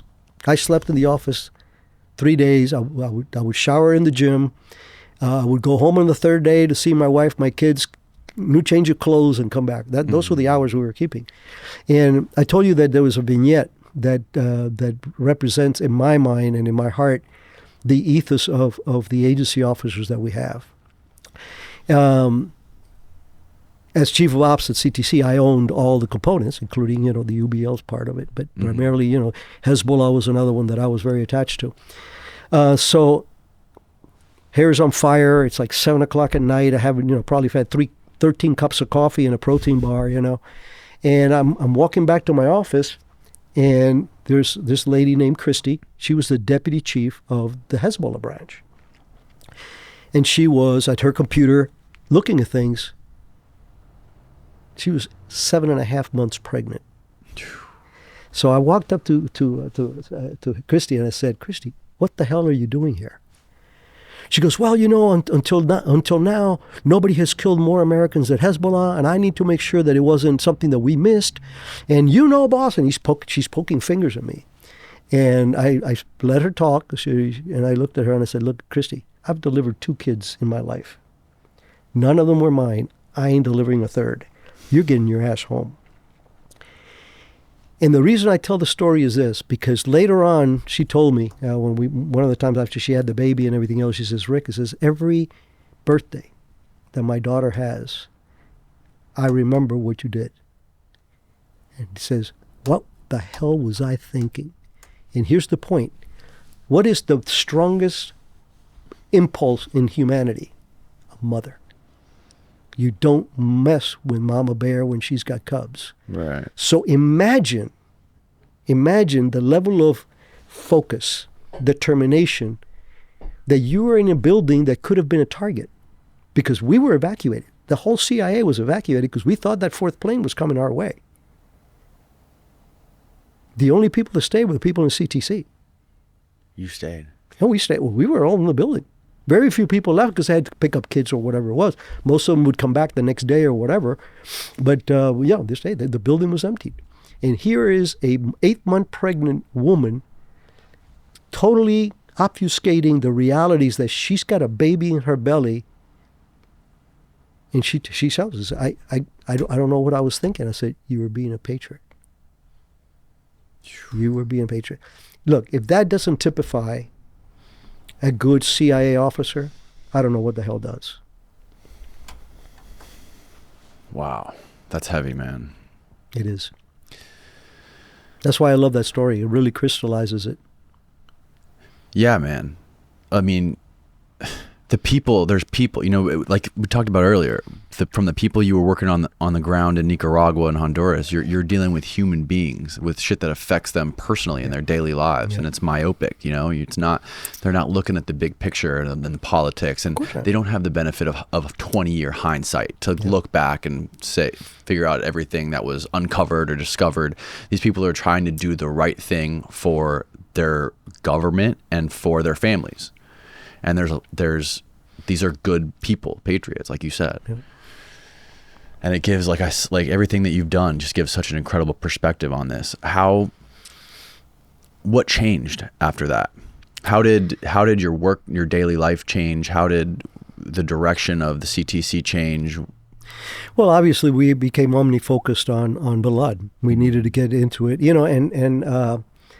it's funny because it never comes out. There's a movie called 12 Strong, which is about the first Green Beret team that went into Afghanistan. Mm-hmm. And it's a great movie for the Green Berets. It's a great movie for the Task Force 160th guys because the agency played no role in that, and that is criminal. The first boots on the ground in Afghanistan were my guys that I knew personally. Mm. Gary Schrone was a team leader because he spoke the language and he had worked with the Northern Alliance before. When the first helicopters with that ODA came in, Green Beret ODA came in, it was our guys vectoring them in. And that's never mentioned. And Mike Spann was one of those guys that eventually got killed down there. Mm-hmm. So it was nothing, the world stopped. Yes, we still looked at Russia. Yes, we still looked at China. Yeah, we still looked at Iran. But the number one on the OD, operational directive, became Al-Qaeda. So everything was focused on them. So again, we're working with every liaison service. I had foreign liaison coming into the building to meet me and talk about things at least twice a week, every single week that I was there. So we were really turning up the heat. Obviously, the targeting, providing the intelligence for the targeting and the targeting that went on from the air support side of the house, both Navy and Air Force aircraft. We were kicking the shit out of the Taliban really, really pronto. And this was happening in real time. But what really developed was I realized that we were kicking the crap out of these guys in Afghanistan. But these guys are working the world with impunity. So I went to Kofor and I said, hey, boss, something ain't right here. I said, we're doing all of this, but what are we doing about these guys who are in this country or that country and that continent or whatever? Mm-hmm. And I said, we ain't doing much. So he looked at me and says, you're the chief of ops, fix it. I know, that's Kofor. I love him. I would go to hell and back for Kofor. So I said, okay. I went home.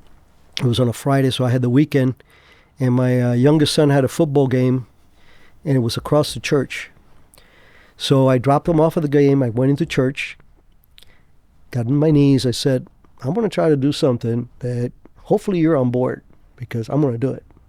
So if you don't want me to do it, hit me with a lightning bolt when I come out of here. So I'm just telling you up front, boss. I walk out, I'm going like this. Shit, don't hit me. And I sat there with a yellow pad while the football game's going on and started the concept. And the concept was this. It was a cumulative input from my experiences in Latin America, my experiences in the Philippines, and, of course, the 9/11 phenomena, what we saw. Mm. The problem that we had during 9/11 is we knew something was going on. We knew there was something going on. We just didn't know what it was. We even knew that it was in the United States, but we didn't know where in the United States. Mm. So we knew that was out there. The sources were all indicative of that. But, we didn't have it. And one of the mottos of the Counterterror Center is disrupt, prevent.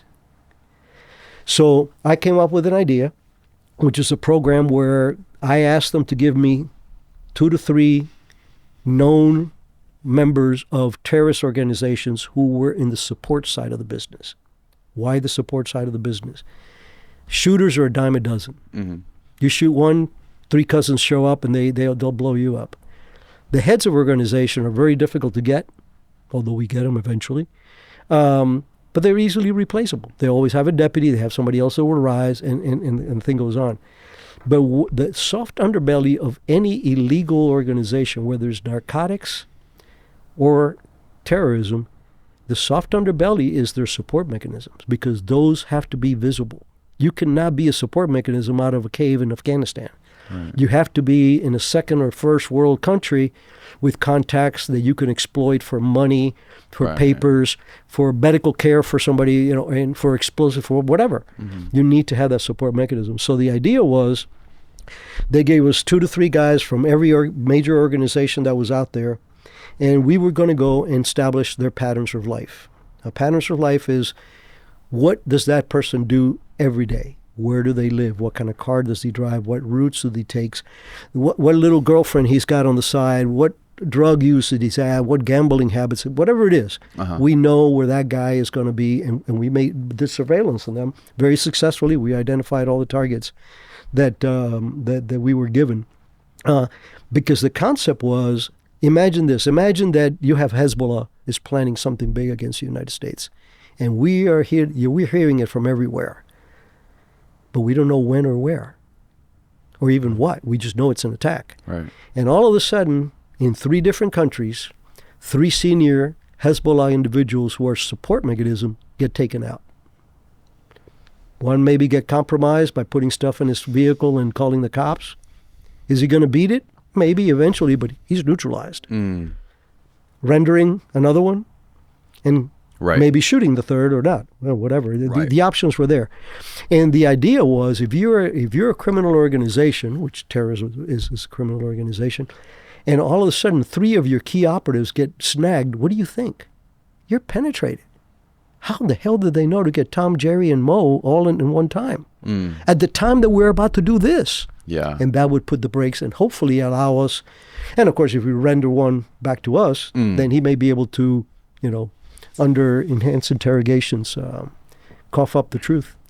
Yeah, I mean, that's the logical way to do it, is to cut off the head of the snake, not just take out the grunt guys, the guys that are shooting the guns, because that's not going to do anything. Which makes it's so frustrating when you look at like the war on drugs, when we're just we're arresting the low level dealers, or the pawns, or the people that are held at gunpoint and their families are threatened if they don't captain this ship into the port or whatever. And all the heads of the cartels, they all have lawyers, and some of them are U.S. lawyers. They fly down there and they meet with them, and they don't get prosecuted. They don't go to prison. I mean, you have like El Chapo, but El Chapo is kind of a weird thing, because he was like just ahead of a certain part of the whole. Well, you had Escobar also. I mean, we've had some successes, but you're absolutely right. The Hydra grows another head. The Hydra, exactly. So the power vacuums, and they're filled very quickly.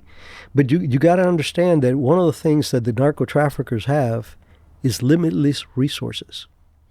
We even found out there was a time, I don't know if it stopped because, again, but in my tenure, I remember reading about former British SAS and former Israelis guys going to Colombia and training the guerrillas in terrorist tactics and in communications, in security, and tradecraft.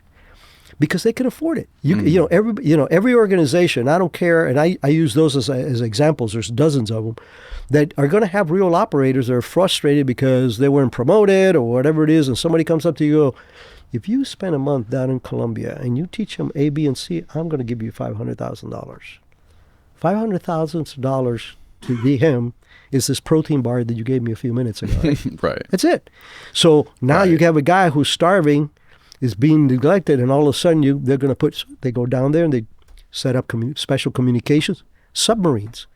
You think that these guys all of a sudden, hey, we'll buy a submarine. You have people that advise them, hey, you could do this through a submarine. We can get you the submarine. We can get you trained people to go into the submarine. So they can afford things that few countries can afford. Right. And with impunity, because you can't get to them.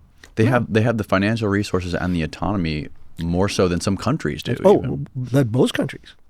Yeah. Wow. When you look at the monies that these guys have, when you have apartment buildings full of money because they can't move it or clean it all, for them to give somebody $1 million to do anything is nothing.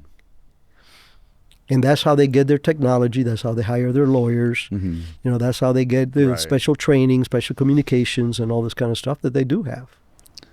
We're getting close to our time limit, but I wanted to kind of talk a little bit about your view on the world today and what's going on, not just like with the wars that are happening, but like, are you optimistic? Are you pessimistic about the future of the world?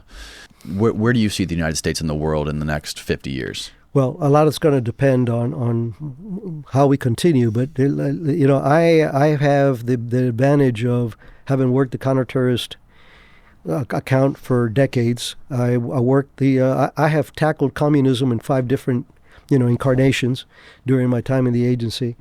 And for me, for what I've seen from before, we have 3 or 4 major predator enemies that'll never go away. That's China, Russia, Iran, to a lesser degree North Korea. Okay, and when we say Iran, we throw terrorism under that because there's such big part of that. But you could add it as a separate entity also, the fact about terrorists. So we have these formidable enemies out there. And we have lost, we as a country, and we as a Western democracies clumped together, we have lost the credibility of what we can do and what we should be doing. Now, one thing that I don't talk politics, so I'm not going to talk about this administration should be doing this, that, and the other. But I'm going to give you an example. Jimmy Carter. Jimmy Carter was a good man, a brilliant man, a very God-loving man, an honest man, not a corrupt guy. But he was weak. He came across as food. So any time that you have leadership that cannot project the power that we do wield credibly, predators are going to eat you up. Jimmy Carter, like I said, great president. What did the Soviet Union do under Jimmy Carter? Invaded Afghanistan. What did Iran do? They captured our hostages. What happened to the Panama Canal? We gave up the Panama Canal, the single most strategic landmark in this hemisphere. We gave up control of that.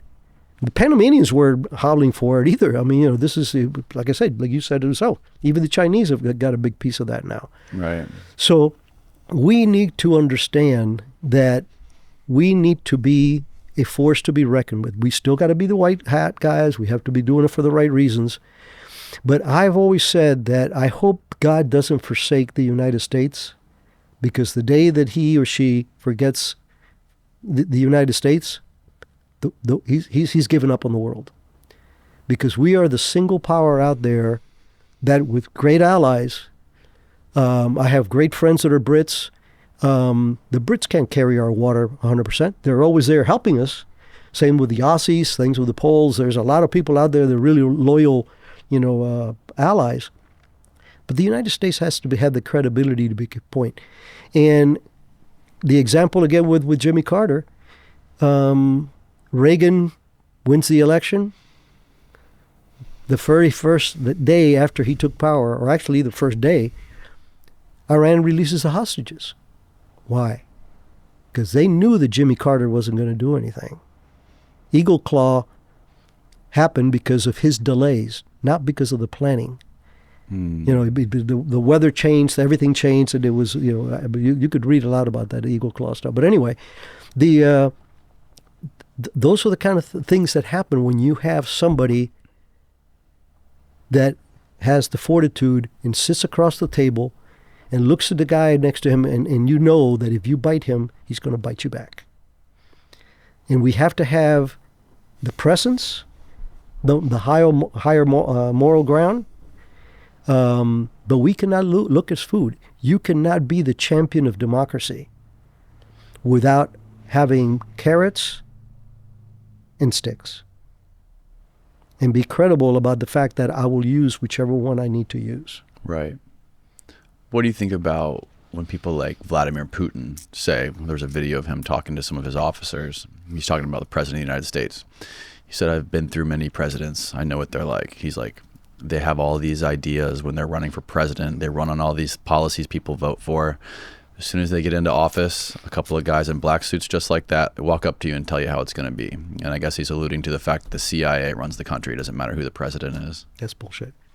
That's really that's just him playing. Remember, he was an intel guy. Mm. He knows what to say. He knows what to do. The CIA cannot run anything. CIA can only run the operations that we are allowed by Congress and blessed by the president. We are what's called the third option. First option is diplomatic. Second is military. The third is us, black ops. Right. We can do things for the president. Those comments are very easily to politicize and to magnify because it plays into the present, political problems that we're having here, left and right, and all this tugging back and forth and being divisive. But at the end of the day, the biggest difference between the enemy and us is we have 3-year plans. They have 50, 100-year plans. Right. So the Chinese in 1900 said, this is where we want to be in the year 2000. And there's no deviation for that. There's adjustments. Hey, we need to start buying minerals in other these countries so we can go, or we need to start loaning money to these countries so they owe us. And so they may, but their goal is this. Russia's the same thing. Iran is the same thing. They don't have a Congress or anything similar that can say, no, this is not going to be the way we're doing it. Right. The Chinese are going to do what they're going to do forever until something happens. Right. We elect the president for 4 years. What happens when he or she has 3 years in office? They have to start politicking. Exactly. And they have to take their eye off the stuff. Right. And if there is a change of administration, whether it's from a conservative to a liberal or liberal to a conservative, there's going to be changes. And they're going to go back and say, no, we're not going to do that anymore. We're going to focus on this. And we started our enemy doesn't have that problem. They have a laser focus for the long term and no oversight and no argument. The leaders say, this is what we're going to do and this is how we're going to do it, and that's it. So that's the price of democracy. I'm not saying that we're wrong doing it our way. I think we just need more central popularity in our politics than right wing and left wing. I think we need to cater to the middle. Like after 9/11, there was more cohesiveness in this country than ever. Do you think it's important that we have a common enemy? Of course. But we do have a common enemy. I mean, anybody who thinks that the Chinese are not our enemy is an idiot. Anybody who thinks that the Russians don't want to control as much of the world as they can is an idiot. And Iran, in their sphere, they are predators. They want to expand. And look at the history. I mean, the Chinese have been an imperial country since before Christ. Right. Okay? Right. The Russians come from Cossacks and Vikings. Hello. All right? And the Iranians were the Persians, the biggest conquerors of their epoch. Mm-hmm. So I believe that everybody's got their DNA, and ours is the cowboy. We're the guys that wear the white hats. And I know I'm exaggerating, and I know we have, there's holes to be poked there. But in overall ethos, we have a country that's got a moral high ground. It's a country that, for the most part, believes in God and believes in the right things and the rights of every human and so on and so on. These people don't have any of that. China will always want to control the world. Anybody who tells you different, they're blowing smoke. Russia has their goals, and they're going to achieve them if they do not have anybody pumping the brakes on them.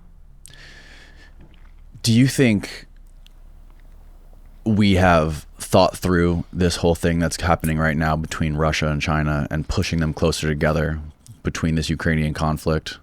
Like, do you think we've thought through this? Do you think that a lot of people like to fearmonger that China and Russia together would fuck us up? Yeah, well, but even if China and Russia, especially after reading Annie Jacobson's book, I find it hard to believe that we would be scared at all about China and Russia, even if they did team up. Just talking about some of the things that we experiment with and some of the technology that we have. Well, look, in conventional warfare, they don't stand a chance with us. We've proven for the last 20 years how vetted our military is, the capabilities that we have developed from drone warfare and everything else. Right. So in that part of it, I don't see as an issue. As long as you have somebody on this side of the desk that when they look at him and go, he will cry havoc and let loose the dogs of war. That's the credibility that we're lacking in many administrations. The determination to be the power that we should be in order to help the world. What really tilts it is the nuclear option. Right. Because you got to understand, and this is a lot of people, oh, well, we'll bomb them to shit. I said, do you understand if one atomic bomb, just one atomic bomb, hits Moscow, the world stops, airlines stop, electricity stops, pollution, contamination. So imagine if you have a war where Why does that happen if a bomb hits Moscow? Well, if an atomic bomb hits Moscow or whatever, if one, God forbid, hits the United States, you implode. It is literally the Armageddon because there's no benefit. You know, when Pinatubo blew up in the Philippines, and I was there, they had to cancel all flights for weeks and weeks and weeks because the amount of pumice that was in the air that would damage the engines. Everything was shut down. And that was an act of God. That was a natural disaster. Right, volcano. And, the volcano by Pinatubo. Imagine multiple nuclear bombs going off in different places. The level of damage, the carnage, the disruption to everything from air travel to sea travel, and the contamination of for people in the sand. Yeah, this is the center and everything evaporates, but this stuff moves for miles and miles and hundreds of miles, contaminating and killing people. And so that's the ace that they are playing. And people say, well, even if it's a nuclear war, we could kick their ass. Yeah, I would venture to say, yeah, but nobody wins. Who wants to win that one? Right. Let's say that at the end of the day, half of the United States is intact and the rest of the world is done. What are you going to do? Because that's the consequences. So, what do you think we would do if we got hit on our soil? We would have to retaliate. I mean, once somebody goes nuclear, everybody's going to react. Everybody's going to react. Do you think we retaliate in a surgical way, or do you think we retaliate with more bombs, more nukes? The surgical way is always preventive, preemptive. Once rockets are flying with nuclear weapons on it, there's only one thing that's got to get them out of the sky, and that's going to be your own firepower. And you're talking some real serious stuff. See, I'm 72 years old. I don't care, but I got kids and I have grandkids, and those are the ones I worry about. Right. What world are they inheriting? Exactly. Not just what United States are inheriting, because our problem is global. So yeah, I think about that a lot too. I bet. If this were to happen, which country would you go to? If the U.S. were not the, what are you going to tell your kids? If the U.S. is no longer the number one superpower, where do you go? I've used that line a million times, and I tell people, I say, you got to imagine the courage that my father had to put his only son on an airplane to come to a country that he may never visit for nothing more than wanting freedom for his kid. That is the definition of innate, visceral need for freedom for you and your family. And, that to me is the bottom line. I mean, we sacrifice for our families. We do everything for our families, God and country and all this other stuff. But there's a very bleak perspective out there, and we need to get back to be a respected power. And by respect, I don't mean necessarily just feared. But, there's an old line. I said, everybody likes to be liked, but I demand that you respect me. Because if not, you're going to fear me. And that's the kind of persons and leaders that we have to have. People who have the moral high ground, that they're not radicalized right, left, or center, or whatever the hell it is, that bring the country together rather than rip it apart. But when they sit across the table with our allies and say, I will help you, our credibility, especially after this fiasco in Afghanistan, the way that we left it. Right. People don't understand. It was terrible on the guys that were on the ground helping us, their families. That's all immoral. But credibility-wise, when you go to another country and say, hey, will you help us with this? They're going to go, yeah, we saw what you did in Afghanistan. Right. You're going to leave us hanging. Right. So we have to have that credibility. We have to have the moral high ground. I hope it doesn't take another 9/11. I know you alluded to that a little bit earlier on. I hope it doesn't. But you're right. 9/11 unified this country. Yeah. Well, Mr. Prado, thank you so much for your time. I really appreciate you doing this. And for people that are listening and watching, tell them where they can find your book and your website. I'll make sure I link it all below. But one more time, just tell us what the name of your book is and where they can find it. Thank you. The book is called Black Ops, The Life of a CIA Shadow Warrior. And you can get it on any of the outlets. But my website, www.ricprado.com, that's RICPRADO.com, it tells you a little bit about the book, tells you a little bit about myself, and then it has, I think it's 6 links where you could buy from Amazon or Barnes & Noble or Warwick's or whatever. They have several there that you could choose from. It's a New York Times bestseller. It was number 8 shortly after it came out.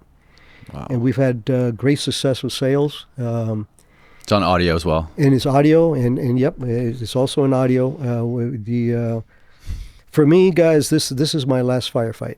This is my last operational act, was to try to get the word out there of the world according to Prado, I guess, And also, we were talking about before, your inspiration, or whoever the person who pushed you to write this book, was Andy Jacobson. Yeah.